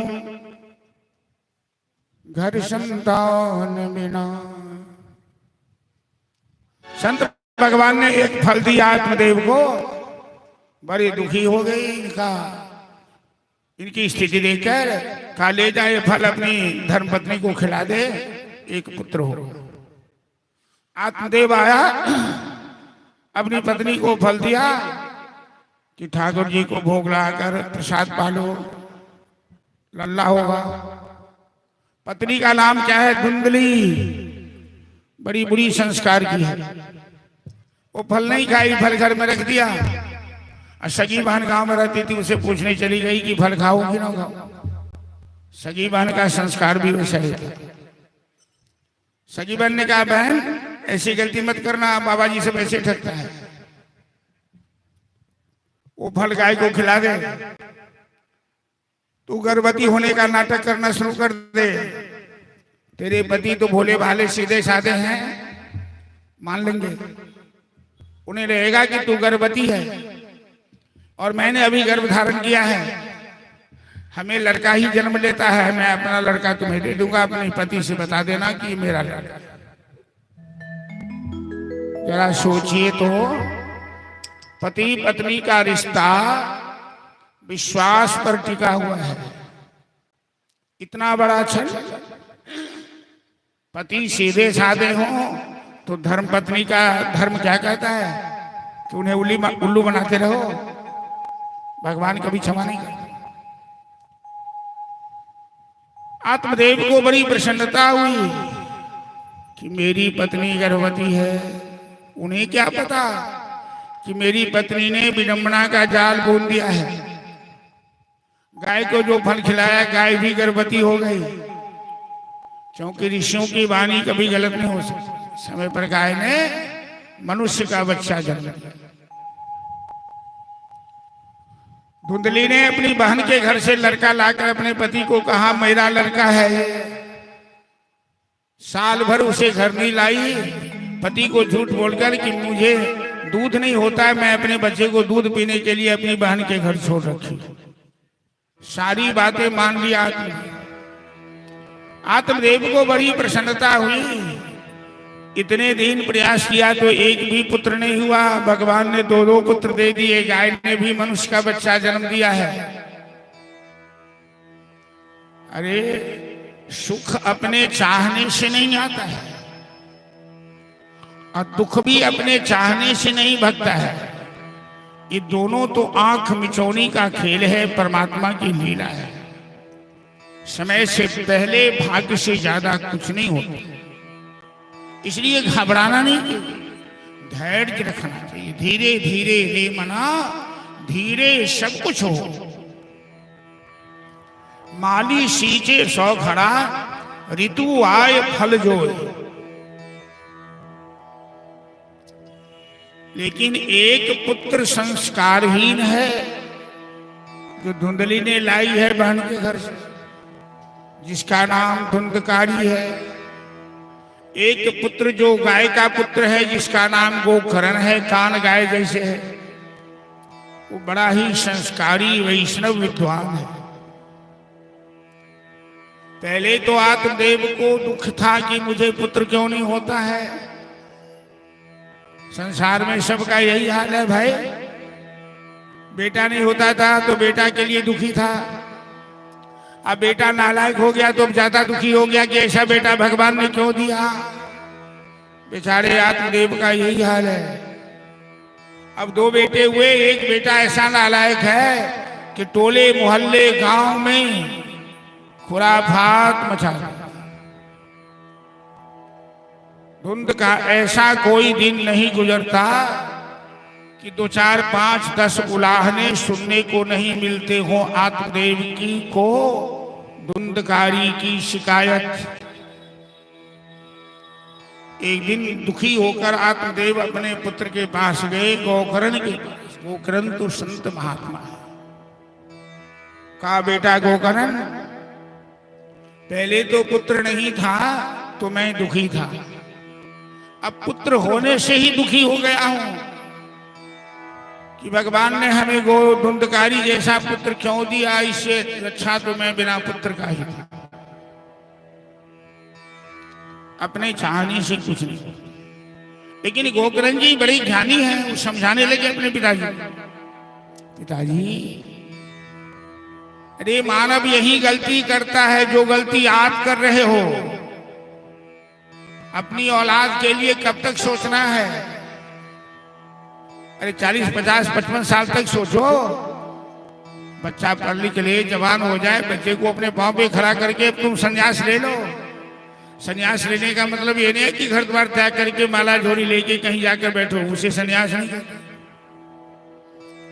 संन्यास लेने का मतलब है कि दुनिया की माया में जो आसक्ति है उसे कम करो और अपने ठाकुर की, अपने गोविंद की सेवा में लग जाओ। क्योंकि समय बड़ी कीमती है, समय बीतता जा रहा है। जो समय बीत जाएगा वो वापस नहीं आने वाला है। आयुर्गच्छत् पश्यताम प्रतिदिनम जाति जन्म यौवनम प्रत्यायाति पुनर्गता न दिवसा कालो जगत भक्षकः। देखते देखते आयु बीतती जा रही है और जो समय बीत रही है वो वापस नहीं आएगा। नहीं, जितना जल्द हो भगवान की शरणागति हो जाओ। गोकर्ण ने पिताजी को समझाया, पिताजी बिना भगवान की शरण में गए ये जीवन सुखी नहीं हो सकता। सही बात है। दुनिया से कितना भी प्रेम करोगे, कितना भी त्याग कर दोगे, कुछ भी कर दो, ये बेटा बेटी पति पत्नी सभी स्वार्थी हैं। गोस्वामी जी ने लिखा, अंतहु तो ही तजेंगे पामर। जब बुढ़ापे में आओगे ना तो सब त्याग देगा। डॉक्टर ने कह दिया इसे कैंसर हो गया है, नहीं बचेगा। पत्नी भी नजदीक में जाना छोड़ देती है, कहीं हमें ना कैंसर पकड़ ले। संक्रामक रोग है। जो पत्नी कहती थी जवानी में हम तुम पर मरते हैं, तुम हम पे मरते हो, जब बीमार पड़ गया कहती है उसे अलग रखो, अलग रखो। बाल बच्चे भी नजदीक में जाना छोड़ देते हैं बूढ़े लोगों को। जो बिस्तर पर कर लिया वो बेचारा टुकुर टुकुर देखता है। कितनी मेहनत करके ये आसियान लगाया, ये महल बनाया, ये गृहस्थी बसाई, और आज हमारी औलाद हमें ही इससे बेदखल कर रही है। ए बुढ़ा चुप रह, ए बुढ़िया चुप रह। यदि बुढ़िया अपने मन से किसी भिखारी को दे दिया और यदि उनकी पुत्र वधू सही नहीं है, तुरंत आके हाथ पकड़ ले जाए। अपने खाने के तुम मुताज है, दूसरे को देती है, बस हो गया। एक सुंदर मुनि सबकी यह रीति, स्वार्थ लाग कर ही सके। एक स्वार्थ सच्चा भगवान से, परमात्मा से। भगवान बड़े ईमानदार हैं। क्या क्या है भगवान की विशेषता, अगर आप लोग भी सुनिए भाई। केवल संकल्प लेने से नहीं होगा, कथा समझने का प्रयास। भगवान बड़े शक्तिशाली हैं, भगवान बड़े दयालु हैं, बड़े उदार हैं, बड़े करुणा बरुणालय हैं। उतनी दया किसी में नहीं। शबरी आंसू बहा के बुलाई तो ऋषि मुनियों को छोड़कर राम जी शबरी के घर गए जूठा बैर खाने के लिए। विदुर जी के घर साग खाए, दुर्योधन का 56 व्यंजन ठोकर मार दिया। आदिवासी गोल की रात राम जी ने सबका सम्मान किया, क्योंकि राम जी महान है, भगवान महान है। तो ऐसे परमात्मा को छोड़कर दुनिया से प्रेम कर रखे हो ना। मैं ये नहीं कहता कि दुनिया का अनादर करो, दुनिया भी भगवान की बनाई हुई है, संतान भी भगवान की है, पति में भी भगवान है, पत्नी में भी भगवान है, लेकिन जो सबके आधार हैं उनको मत भूलो। तो गोकर्ण ने कहा आत्मदेव से, पिताजी जब तक राधा रानी की शरण में नहीं जाइएगा तब तक ये जीवन सुखी नहीं होगा। धुंधकारी को क्या होगा, गोकर्ण को क्या होगा, ये चिंता आप छोड़ दीजिए। आप खुद बुढ़ापे में आ गए हैं, अब मौत की ओर जा रहे हैं। जो थोड़ा सा समय बचा है वो आशा ममता मोह त्याग कर भगवान के भजन में लग जाइए। परमात्मा ने बड़ी कृपा करके 84 लाख योनियों में मानव शरीर प्रदान किया है, आकर 1,04,84 जीव जनित अग्नि प्रभाती। चलिए दरबार में राधा रानी के दुख दर्द मिटाए जाते हैं। भजन के बाद फिर हम लोग चलते हैं कृष्ण सत्संग।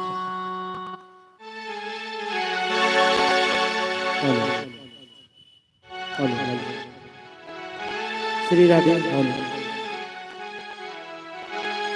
राधे राधे श्री राधे राधे श्री राधे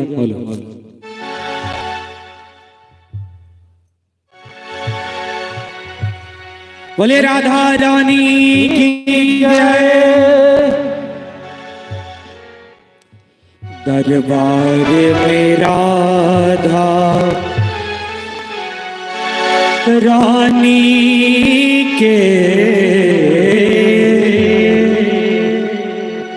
दुखे दर्द मिटाए जाते हैं। दरबार में राधा रानी के दुख दर्द मिटाए जाते हैं। दुनिया से सताए लोग सीने से लगाए जाते हैं। दुनिया से सताए लोग सीने से लगाए जाते हैं।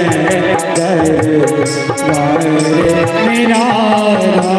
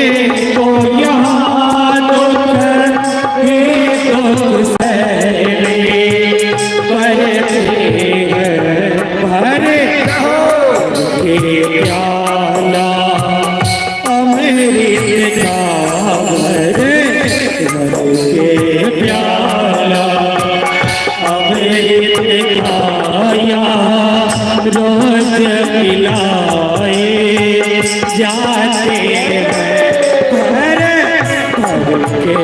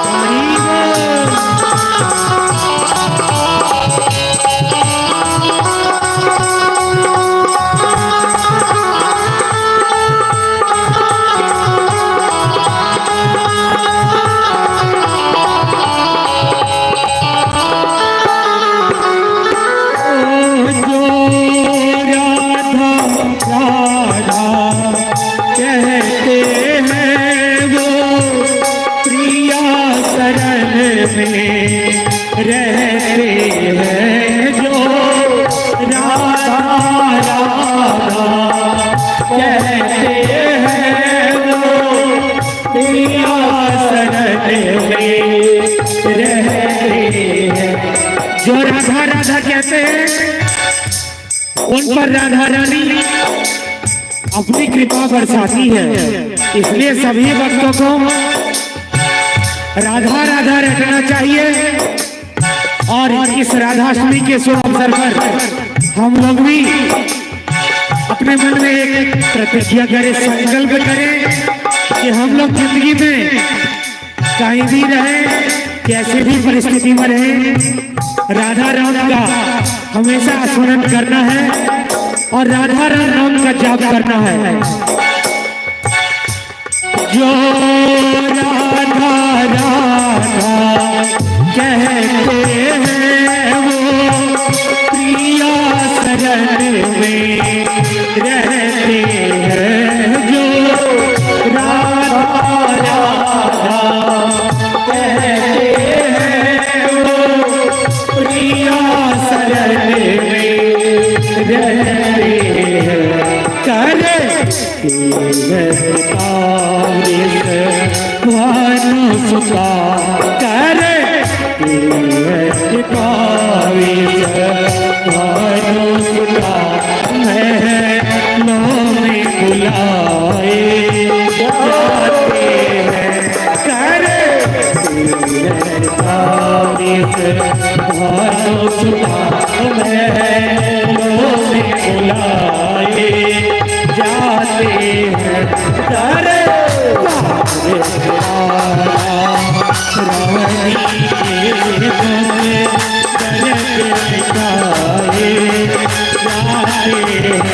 करे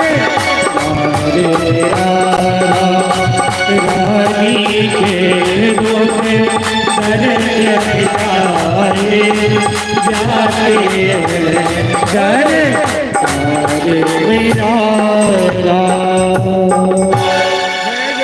श्री राम है। चलिए, किसी भी जगह में बारिश हो जाए तो शुभ का सूचक होता है।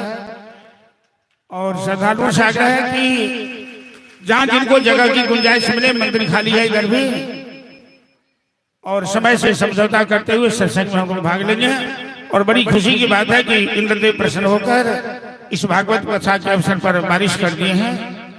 ये शुभ सूचना है। तो गोकर्ण जी ने आत्मदेव को समझाया। आत्मदेव बैराग लेकर घर त्याग कर चले गए तपस्या करने। गोकर्ण जी तीर्थ यात्रा में चलते। ऐसे नालायक भाई के साथ रहना मुश्किल है।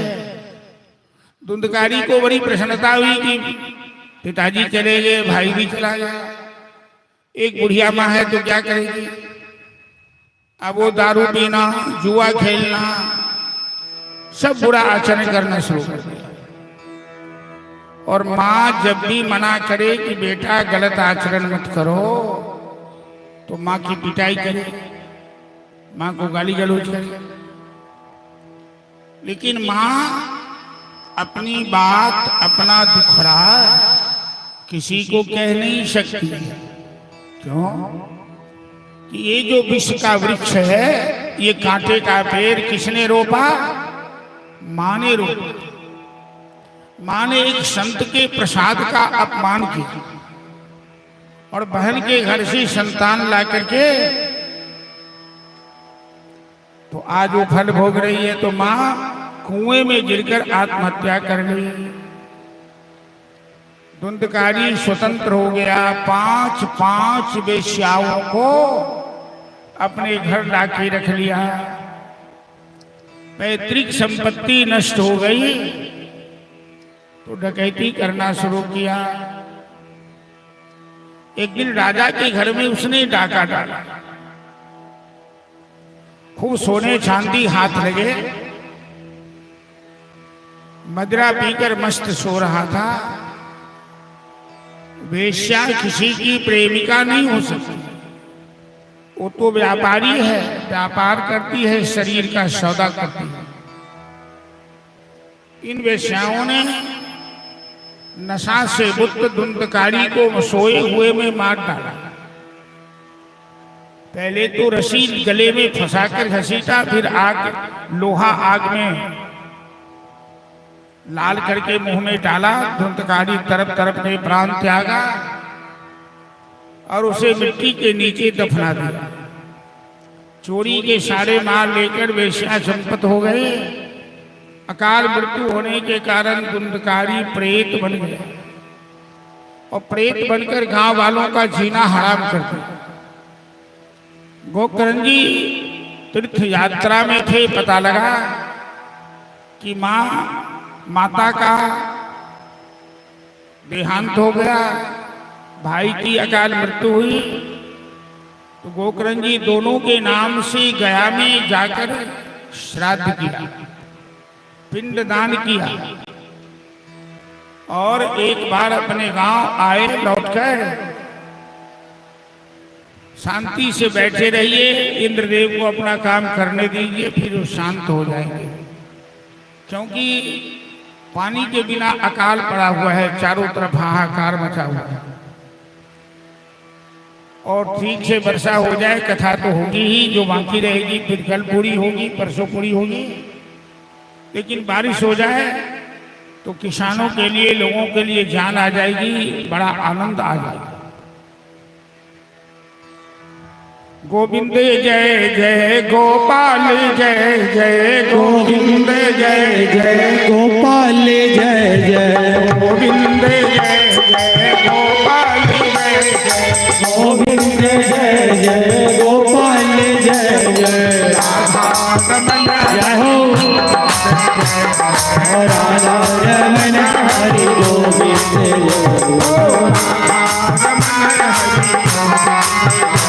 बोलो राधा रमन हरि गोविंद।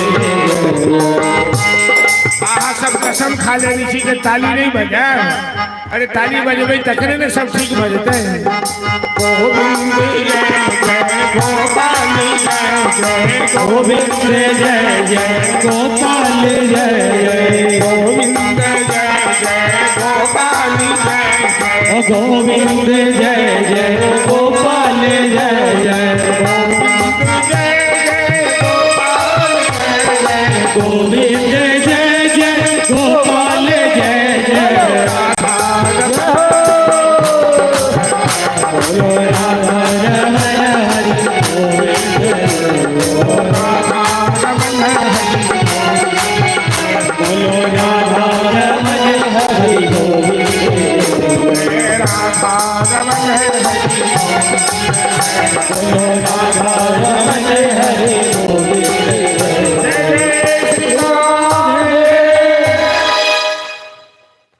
देखिए बारिश छूट गई ना। भगवान से प्रार्थना कीजिए कि जब कथा से जाए सब घर में सोए तब खूब वर्षा हो, भर रात वर्षा। थोड़ी देर के लिए विश्राम दे, कहीं आवाज खोल के रखो, आवाज चपैल बुझे। तो धुंधकारी गोकर्णजी गांव आए, अपने घर पर गए। घर पे तो झाड़ू बहारू कभी सांझ बाती होती नहीं थी। कंबल बिछा के विश्राम करने लगे तो प्रेत आत्मा धुंधकारी जोर जोर से आवाज करने लगा, बर्तन पटकने लगा। कभी सांड की आवाज, कभी गीदड़ की आवाज। गोकर्णजी को लगा इस जगह पर प्रेत का वास हो गया है।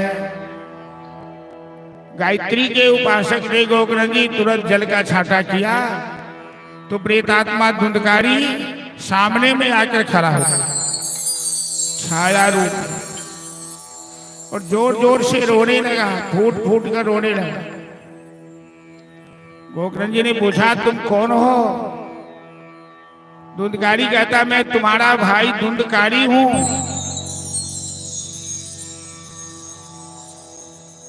मैंने जो अपने जीवन में पाप किए, मदरा पिया, जुआ खेला, माँ बाप को कष्ट दिया, तो हमें प्रेत जोनी प्राप्त हुई है। भाई तू तो संत है, विद्वान है, मेरा उद्धार कर दे। गोकर्णजी कहते हैं मैं तेरे नाम से गया में श्राद्ध किया था, तेरे नाम से गया में पिंडदान किया था, और गया श्राद्ध का प्रमाण है कि पापी से पापियों का उद्धार हो जाए। गया में श्राद्ध करने से, गया का नाम है विष्णुपाद। धुंधकारी कहता है भाई गया श्राद्ध सते नापी मुक्ति नौ में भविष्य। मेरे जैसे पापी का उद्धार गया श्राद्ध करने से नहीं हो सकता।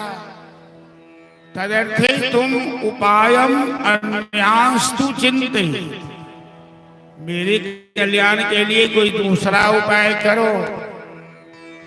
गोकर्ण जी कहते हैं जब गया में श्राद्ध करने से तेरा उद्धार नहीं हुआ तो होगा कैसे? तुम्हें प्रातः काल इसका जवाब दूंगा। गोकर्ण जी प्रातः काल सूर्य नारायण को अर्घ देने गए। संध्या वंदन के पश्चात उन्होंने सूर्यदेव से पूछा कि हे सूर्यदेव, मेरे भाई के उद्धार का रास्ता बताइए। मैंने तो गया श्राद्ध किया फिर भी उद्धार नहीं हुआ। तो सूर्य भगवान कहते हैं कि अब अपने भाई के नाम से संकल्प करके श्रीमद् भागवत सप्ताह कथा कर दो। भागवत कथा के अलावा कलयुग में मानव के कल्याण का कोई दूसरा उपाय नहीं है, रास्ता नहीं। बिना किसी लगन मुहूर्त के विचार किए गोकर्ण जी प्रातः काल पूरे गांव वासी को निमंत्रण भेजा। प्रेतात्मा धुंधकारी के निमित्त संकल्प किया और धुंधकारी वो भागवत कथा प्रारंभ की। धुंधकारी ने पूछा मैं कथा कैसे सुनूंगा, मैं तो प्रेत हूं। प्रेत जमीन पर नहीं बैठ सकता है। देवता और पितर प्रेत जमीन पे नहीं बैठते, उनके लिए ऊंचा आसन होता है। गोकर्ण जी ने कहा कि तू किसी लकड़ी में प्रवेश कर। तो जिस छप्पड़ में बांस के कोरों लगे थे, 7 गांठ वाली कोरों में धुंधकारी प्रवेश कर गया। उसके निमित्त संकल्प करके गोकर्ण जी ने गांव वालों को कथा सुनाना शुरू किया। 7 दिन की कथा में 7 गांठ फटी, धुंधकारी का उद्धार हो गया और दिव्य स्वरूप धारण कर धुंधकारी व्यास मंच के सामने आया। सबको प्रणाम किया, गांववासी को प्रणाम किया, व्यास को प्रणाम किया और विमान पर चढ़कर धुंधकारी वैकुंठ प्राप्त। गांव वालों ने कहा व्यास जी हम लोगों के लिए विमान क्यों नहीं आया? गोकर्ण जी कहते हैं कि आप लोग तो विमान चाहते ही नहीं थे। आप लोग विमान नहीं चाहते थे। क्यों? धुंधकारी तो पाप से उब चुका था, मुक्ति चाह रहा था और आपके अंदर माया प्रवेश की हुई है। आप माया को त्याग नहीं सकते। कोनो बात यदि मैथिली में कही दे जाए तो कोनो हर्जा नहीं। प्रहलाद जी के लिए विमान आया वैकुंठ से। तो प्रहलाद जी ने कहा कि हमारा मोहल्ला में एगो बूढ़ी छथिन 100 साल के, चल फिर नहीं हुई छन, बट कष्ट हुई।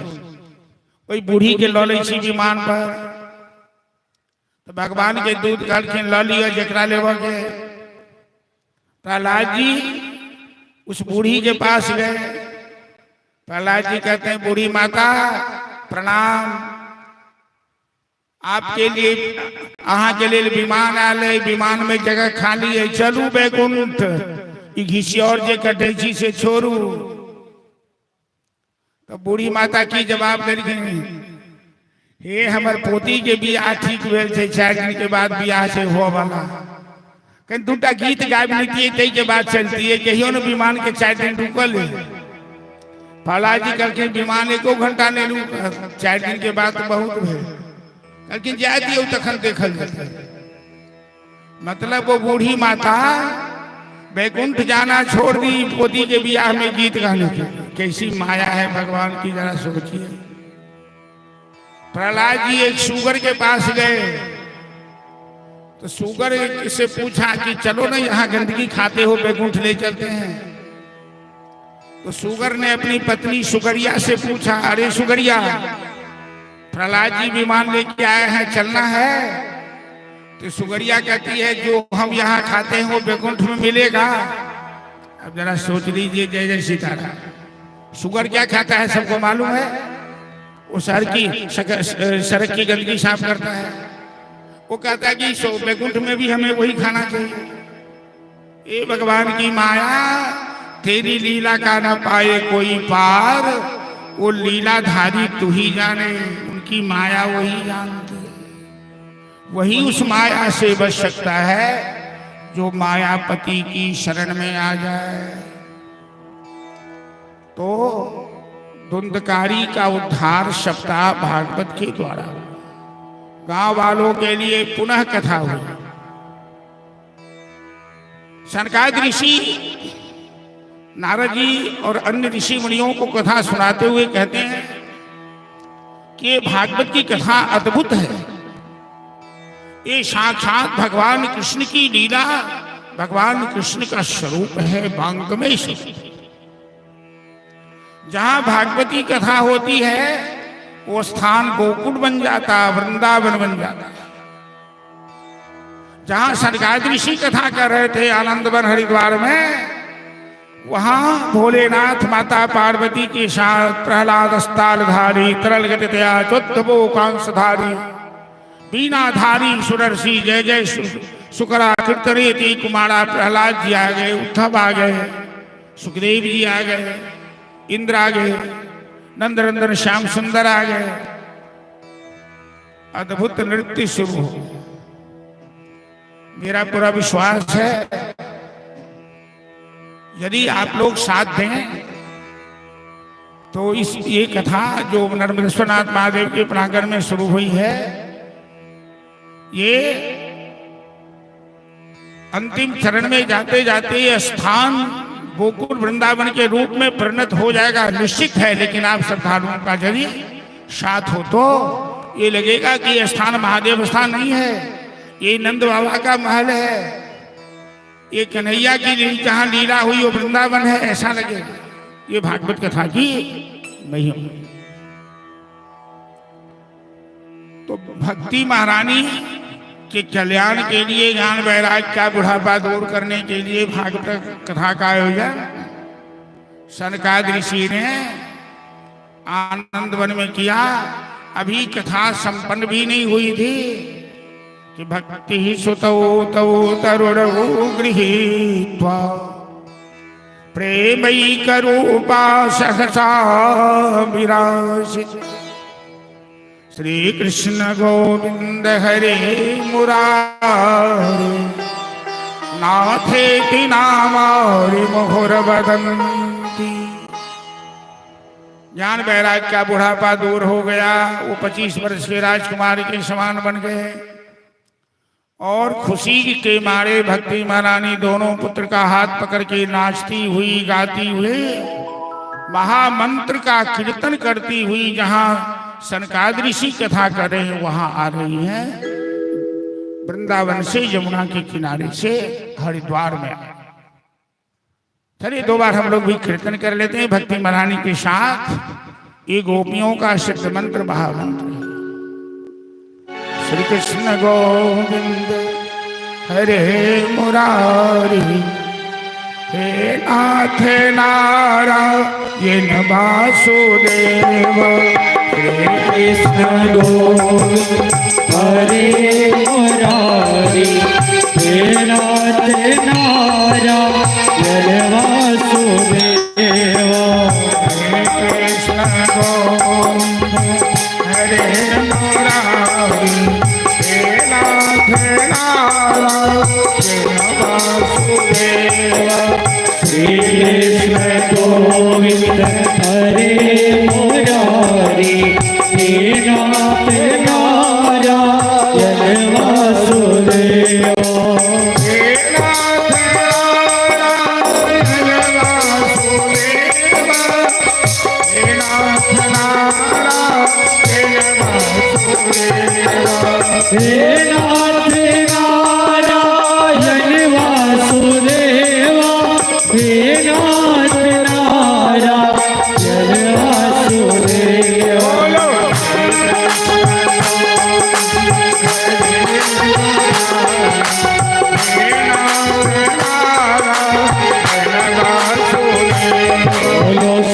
कृष्ण गोविंद हरे मुरारी हे नाथ नारायण वासुदेवा श्री कृष्ण गोविंद हरे मुरारी हे नाथ नारायण वासुदेवा श्री कृष्ण गोविंद हरे मुरारी हे नाथ नारायण वासुदेवा जय श्री राम। इस तरह से भागवत कथा का महात्म्य में 2 दृष्टांत जो पद्म पुराण से लिया गया है। 88,000 ऋषियों को कथा सुनाते हुए भागवत का महात्म्य सूत जी महाराज सुनाए और हम लोग निमेठी गांव के इस पावन धरातल पर सत्संग में बैठे हैं। तो कलयुग में मानव के कल्याण के लिए भागवत कथा से बढ़कर और कोई दूसरा साधन नहीं माना गया। इस ग्रंथ के रचयिता हैं व्यास जी। व्यास जी साक्षात नारायण के अवतार माने गए। महाभारत 18 पुराण ब्रह्मसूत्र लिखने वाले हैं व्यास। 17 पुराणों की रचना कर चुके थे।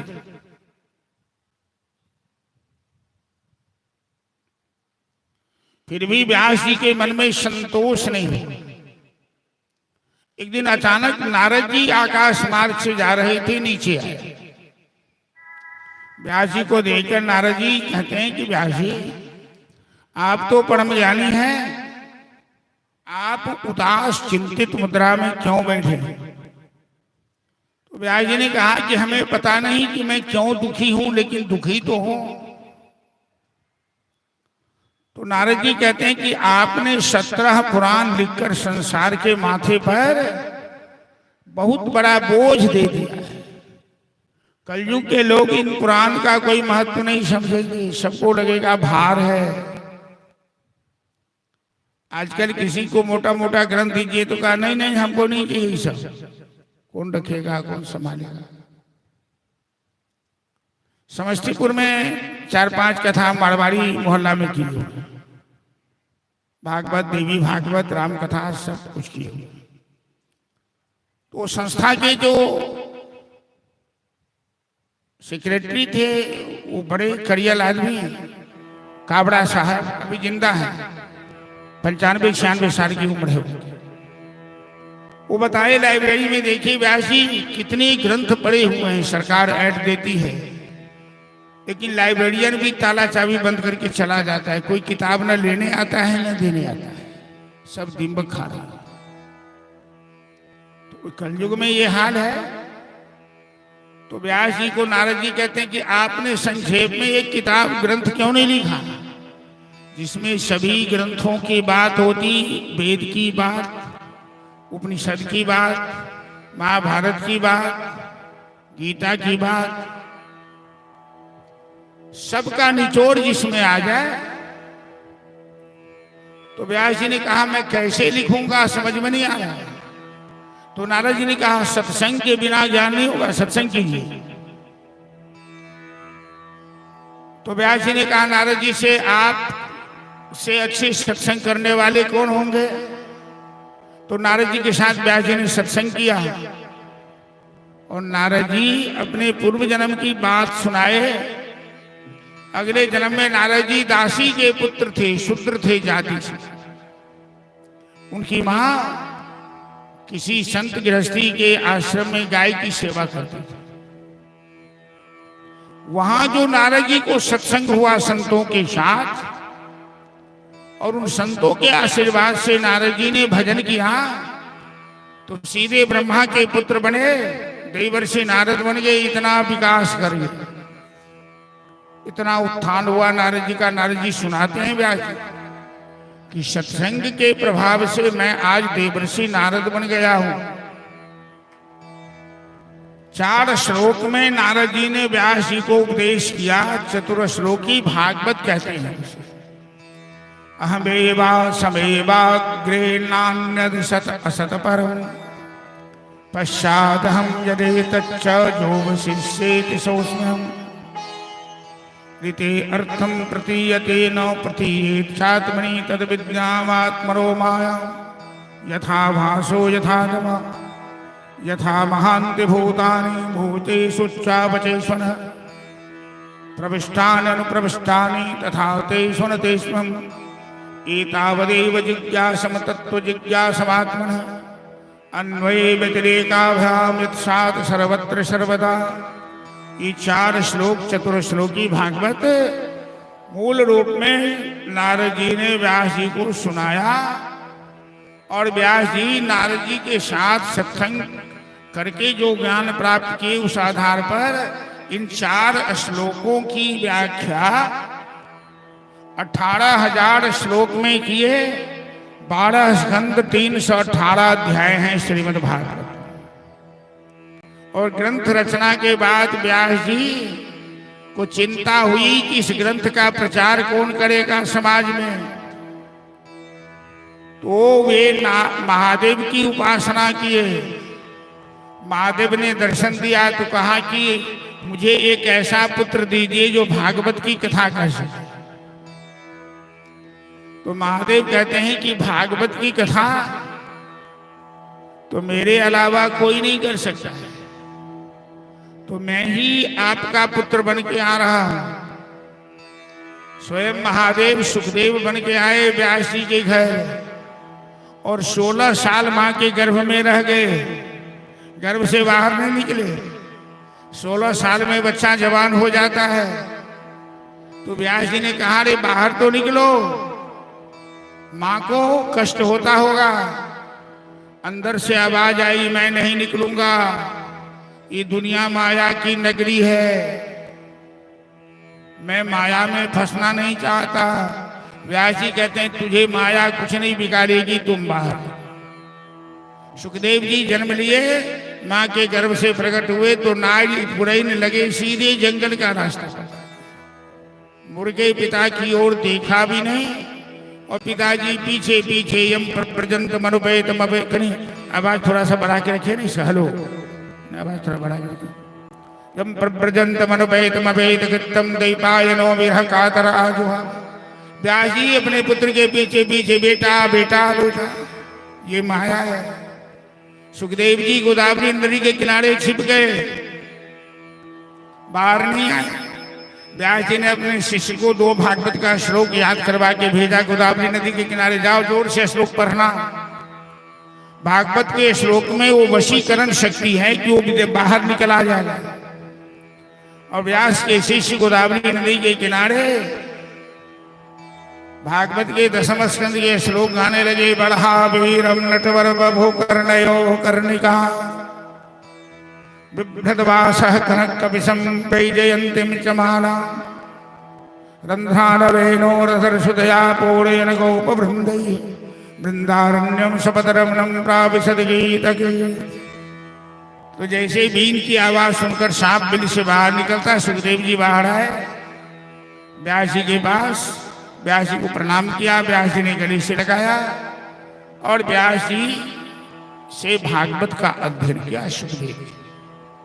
फिर सुखदेव जी रमता जोगी बहता पानी चलते बने, क्योंकि दुनिया में उन्हें कहीं फंसना तो है नहीं। अब महाभारत की अंतिम भूमिका से भागवत की कथा प्रारंभ होती है। भगवान मानव के जीवन में कभी कभी जानबूझ करके कष्ट देते हैं। जिनसे ज्यादा प्रेम करते हैं, जो भक्त हैं, उन्हें भगवान कष्ट देते हैं जानबूझ करके। पांडवों से बड़ा प्रेम है भगवान को।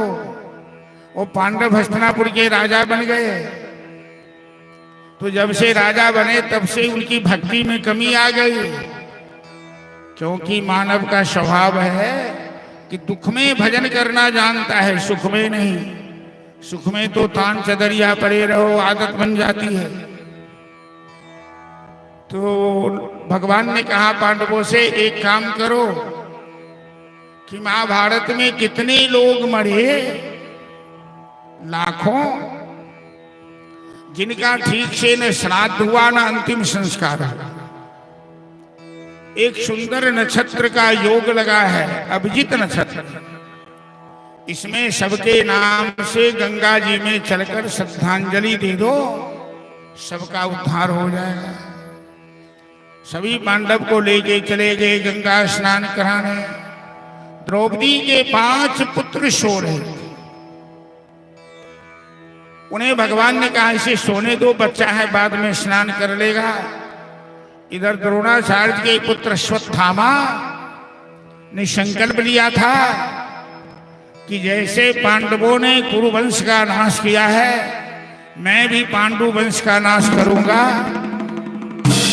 और अश्वत्थामा पांडव के शिविर में आया पांडवों को मारने के लिए, लेकिन जाको राखे साइया मार सके न को। पांडव तो गए थे गंगा स्नान करने, ये 5 बच्चे सो रहे थे। अश्वत्थामा ने इनका वध कर दिया। गंगा स्नान से लौटे तो द्रौपदी रोने लगी, हे मधुसूदन, ये मैं क्या देख रही हूं, मेरे पुत्र को मार डाला। भगवान कहते अर्जुन, अश्वत्थामा ने अपराध किया है, भगा जा रहा है, उसका पीछा करो, उसे बंदी बना कर लाओ। अर्जुन और भीम दोनों अश्वत्थामा को बंदी बना कर लाए। अश्वत्थामा थरथर कांपने लगा और द्रौपदी के सामने खड़ा। द्रौपदी कितनी महान है, पंचकन्या में द्रौपदी वो अग्नि की पुत्री है। द्रौपदी साक्षात लक्ष्मी की अवतार है। कहती है मधुसूदन, हमें नहीं चाहिए बच्चे का प्रसोदी, नहीं, छोड़ दीजिए, ब्राह्मण है। ये गुरु द्रोणाचार्य के पुत्र। गुरु द्रोण अर्जुन से बड़ा प्रेम करते थे। इनकी मां विधवा है, इन्हें मार डालेंगे तो इनकी मां रोएगी। मेरे बच्चे तो मर गए, अब हमें नहीं चाहिए। भगवान ने कहा द्रौपदी तू महान है, तूने क्षमा कर दिया, लेकिन मैं तो इसे दंड दूंगा। तेरी बात मानकर मैं इसे मृत्यु दंड नहीं दूंगा, लेकिन ऐसा दंड दूंगा कि ये न जिएगा न मरेगा, जिंदगी भर। ये अभी भी अश्वत्थामा जिंदा है, पूरे माथ उसका सड़ा हुआ है, जंगल में भटक रहा है, क्योंकि उसे जो शाप मिला हुआ है उसके शाप विमोचन का समय अभी तक नहीं आया। अश्वत्थामा के माथ से मणि उतार लिया भगवान ने, उसका तेज हरण हो गया। अश्वत्थामा ने देखा ये अर्जुन हमें न मारा न जिंदा छोड़ा, समाज में किसी को मुंह दिखाने लायक नहीं रहने दिया। उसने दूसरा अपराध किया। अभिमन्यु की धर्मपत्नी उत्तरा गर्भवती थी। अश्वत्थामा ने उत्तरा के गर्भ के ऊपर ब्रह्मास्त्र का प्रयोग कर दिया।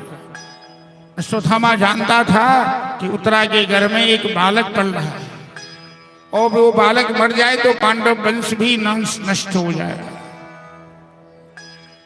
जैसे अश्वत्थामा ने ब्रह्मास्त्र चलाया, उत्तरा वो तेज की लपट को देखकर भयभीत होकर भगवान कृष्ण की शरण में आकर गिर पड़ी। कृष्ण कृष्ण महाभाव नान्यद तद अभयम पश्ये यत्र मृत्यु परस्परम। उत्तरा भगवान की कृष्ण के चरण में आकर गिर पड़ी, प्रभु तेरे बिनु श्याम हमारा नहीं कोई रे, तेरे बिनु श्याम हमारा नहीं कोई रे, तेरे बिनु श्याम हमारा नहीं कोई रे, तेरे बिनु श्याम हमारा नहीं कोई रे, हमारा नहीं कोई रे, हमारा नहीं कोई रे, हमारा नहीं कोई रे, हमारा नहीं कोई रे, जाओ हमारा नहीं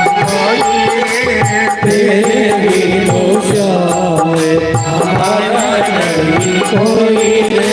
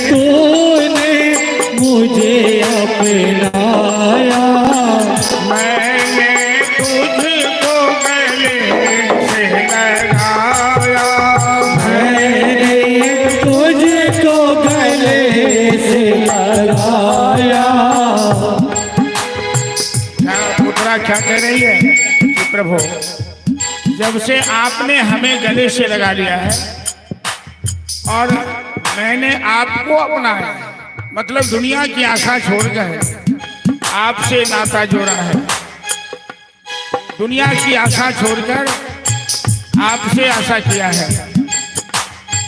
तेरे जैसा मान बढ़ाया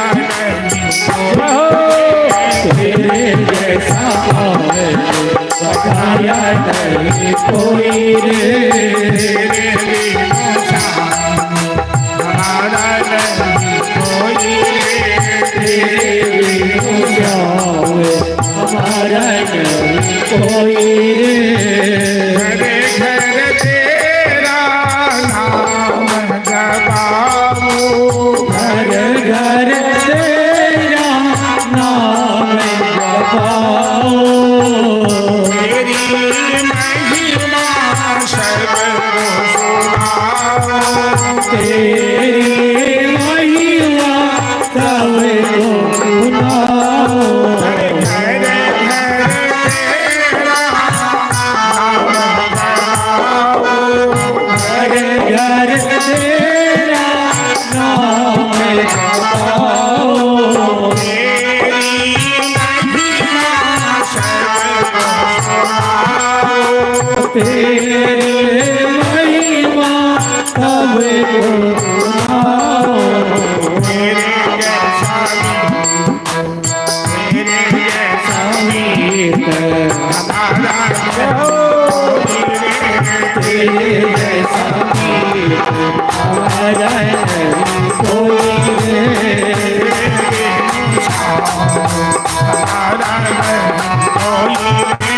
तेरे जैसा हमारा नहीं कोई रे। हमारा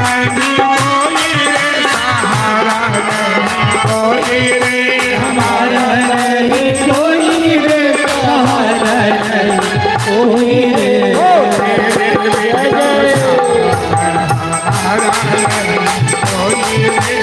तेरे जैसा हमारा नहीं कोई रे।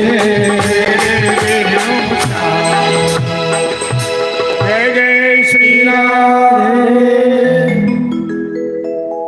क्या कभी हम लोगों के जीवन में है 2 मिनट के लिए भी ये भाव आता है क्या कि तेरे बिनु श्याम हमारा नहीं कोई रे। ये तो दुनिया में हम फंसे हैं, दुनिया का आश्रय है, माँ का, बाप का, बेटी का, औलाद का। जिस दिन सच्चे दिल से भगवान से प्रेम करोगे, उन्हें अपना सहारा बना लोगे, तो जो भगवान को सहारा बना लेते वो कभी बेसहारा नहीं हो पाता। वो तो भक्तवांछा कल्पतरु। भगवान उत्तरा के गर्भ में प्रवेश किए और वो बालक तो मर चुका था ब्रह्मास्त्र के प्रभाव से, उसे पुनर्जीवन दान दिया। उसी बालक का नाम परीक्षित पड़ा, जो प्रथम श्रोता होंगे भागवत के। और 88,000 ऋषि का प्रतिनिधित्व करते हुए शौनक जी पूछते हैं सूत जी से, मंचस्थ हैं सूत जी, कि गुरुदेव, उत्तरा तो नई नवेलिन दुल्हन थी, उसमें ऐसा संस्कार कहां से आया? क्योंकि उनके 5 ससुर, गदाधारी भीम, गांडीवधारी अर्जुन, भाले तलवार चलाने वाले नकुल, सहदेव, युधिष्ठिर सभी विद्यमान थे। उत्तरा ने अपने ससुर को नहीं पुकारा, उत्तरा सीधे भगवान श्री कृष्ण के चरण में चली गई, उनकी शरण में चली गई। ऐसा ज्ञान कहां से आया? तो सौरभ जी कहते हैं, सूती महाराज, कि सत्संग का प्रभाव है। मानव यदि जीवन में सत्संग करे तो कभी उसका पतन नहीं हो सकता।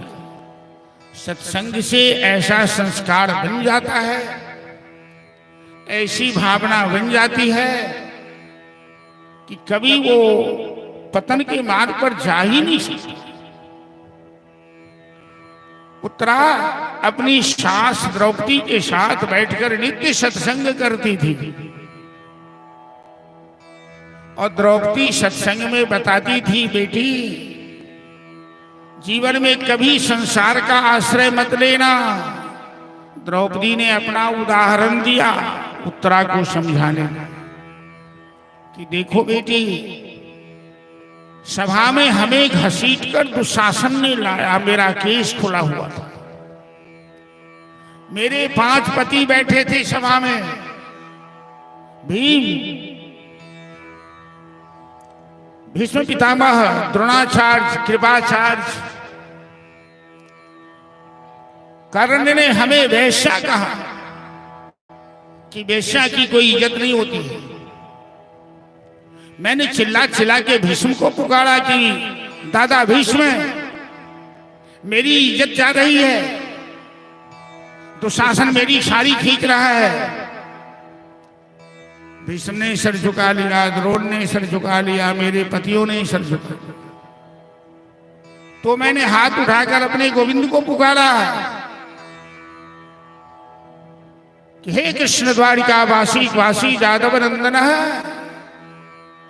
कन्हैया क्या नहीं देख रहे हो कि तेरी बहन की साड़ी खींच रहा है सभा में दुष्ट दुशासन? क्या तू मेरी लज्जा नहीं बचाओगे? और भगवान ने प्रकट होकर मेरी लज्जा बचाई। दुशासन साड़ी खींचते खींचते हजारों हाथी का बल वाला थक गया, पसीना पोंछते पोंछते उसे पता नहीं लगा कि साड़ी बीचे नारी है कि नारी बीचे साड़ी है। सारी ही की नारी है, नारी ही की साड़ी है। ऐसे गोविंद को छोड़कर, ऐसे भगवान को छोड़कर यदि कोई दूसरे का आश्रय लेता है, उससे बड़ा मूर्ख, उससे बड़ा आत्मघाती, नमक हराम कौन हो सकता है?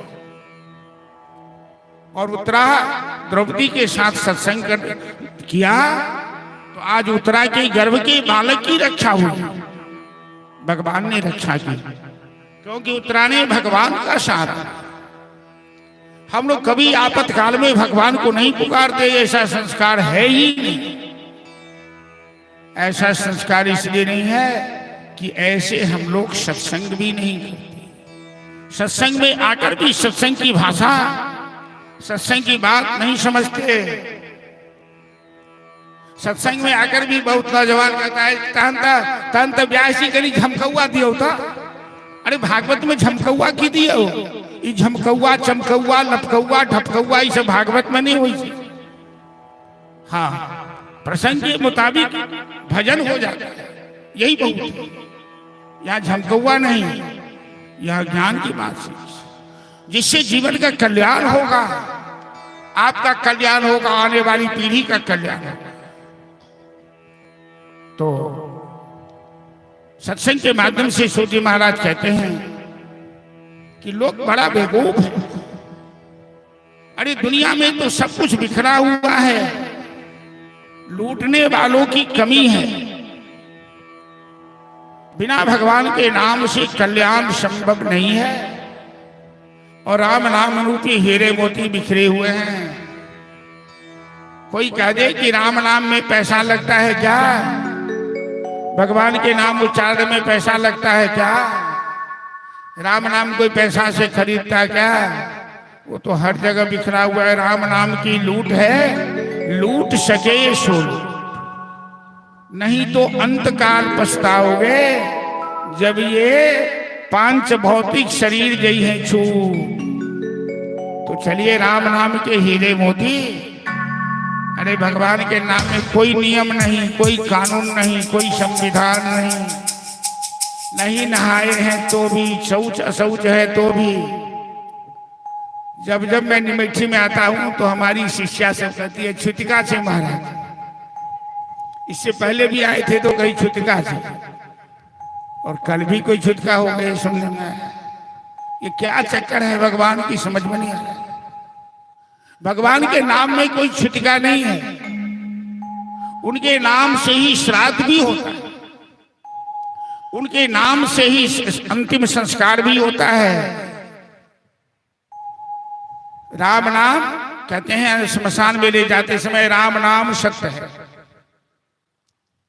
अच्छा काम किया तो राम राम, अब बुरा काम किया तो राम राम। आ रहे हैं मिले तो राम राम, आज जा रहे हैं मिले तो राम राम, हर जगह राम राम। राम राम में कोई पैसा नहीं लागे तो चौड़ी राम बोलो रे मन सीताराम, एक दहिया के कौन ठेकान। तो चलिए राम नाम के हीरे मोती बिखरे हुए हैं, और इस भजन के बाद आज मैं कथा को यही विश्राम दे रहा हूं। आप लोगों से आग्रह है, आज तो प्रथम दिवस था, प्रातःकालीन पूजा में विलंब हुआ। 4 से 8 कथा का समय है, प्रातःकालीन 9 से 11 पूजा का समय है। जो श्रद्धालु माँ बहन पूजा में भाग लेना चाहती हैं तो यदि बिना खाए रहेंगी तो भागवत की पूजा उनसे भी करा दी जाएगी।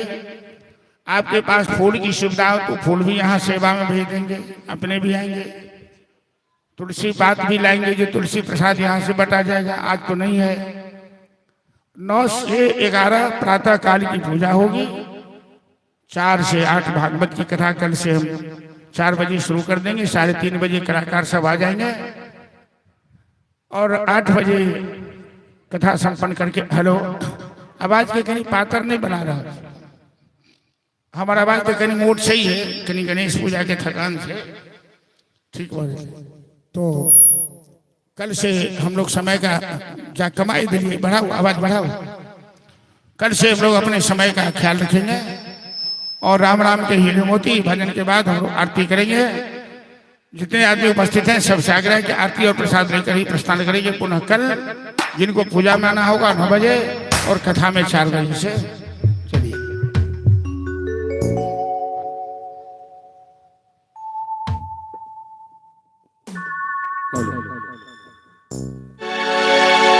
श्री राधे।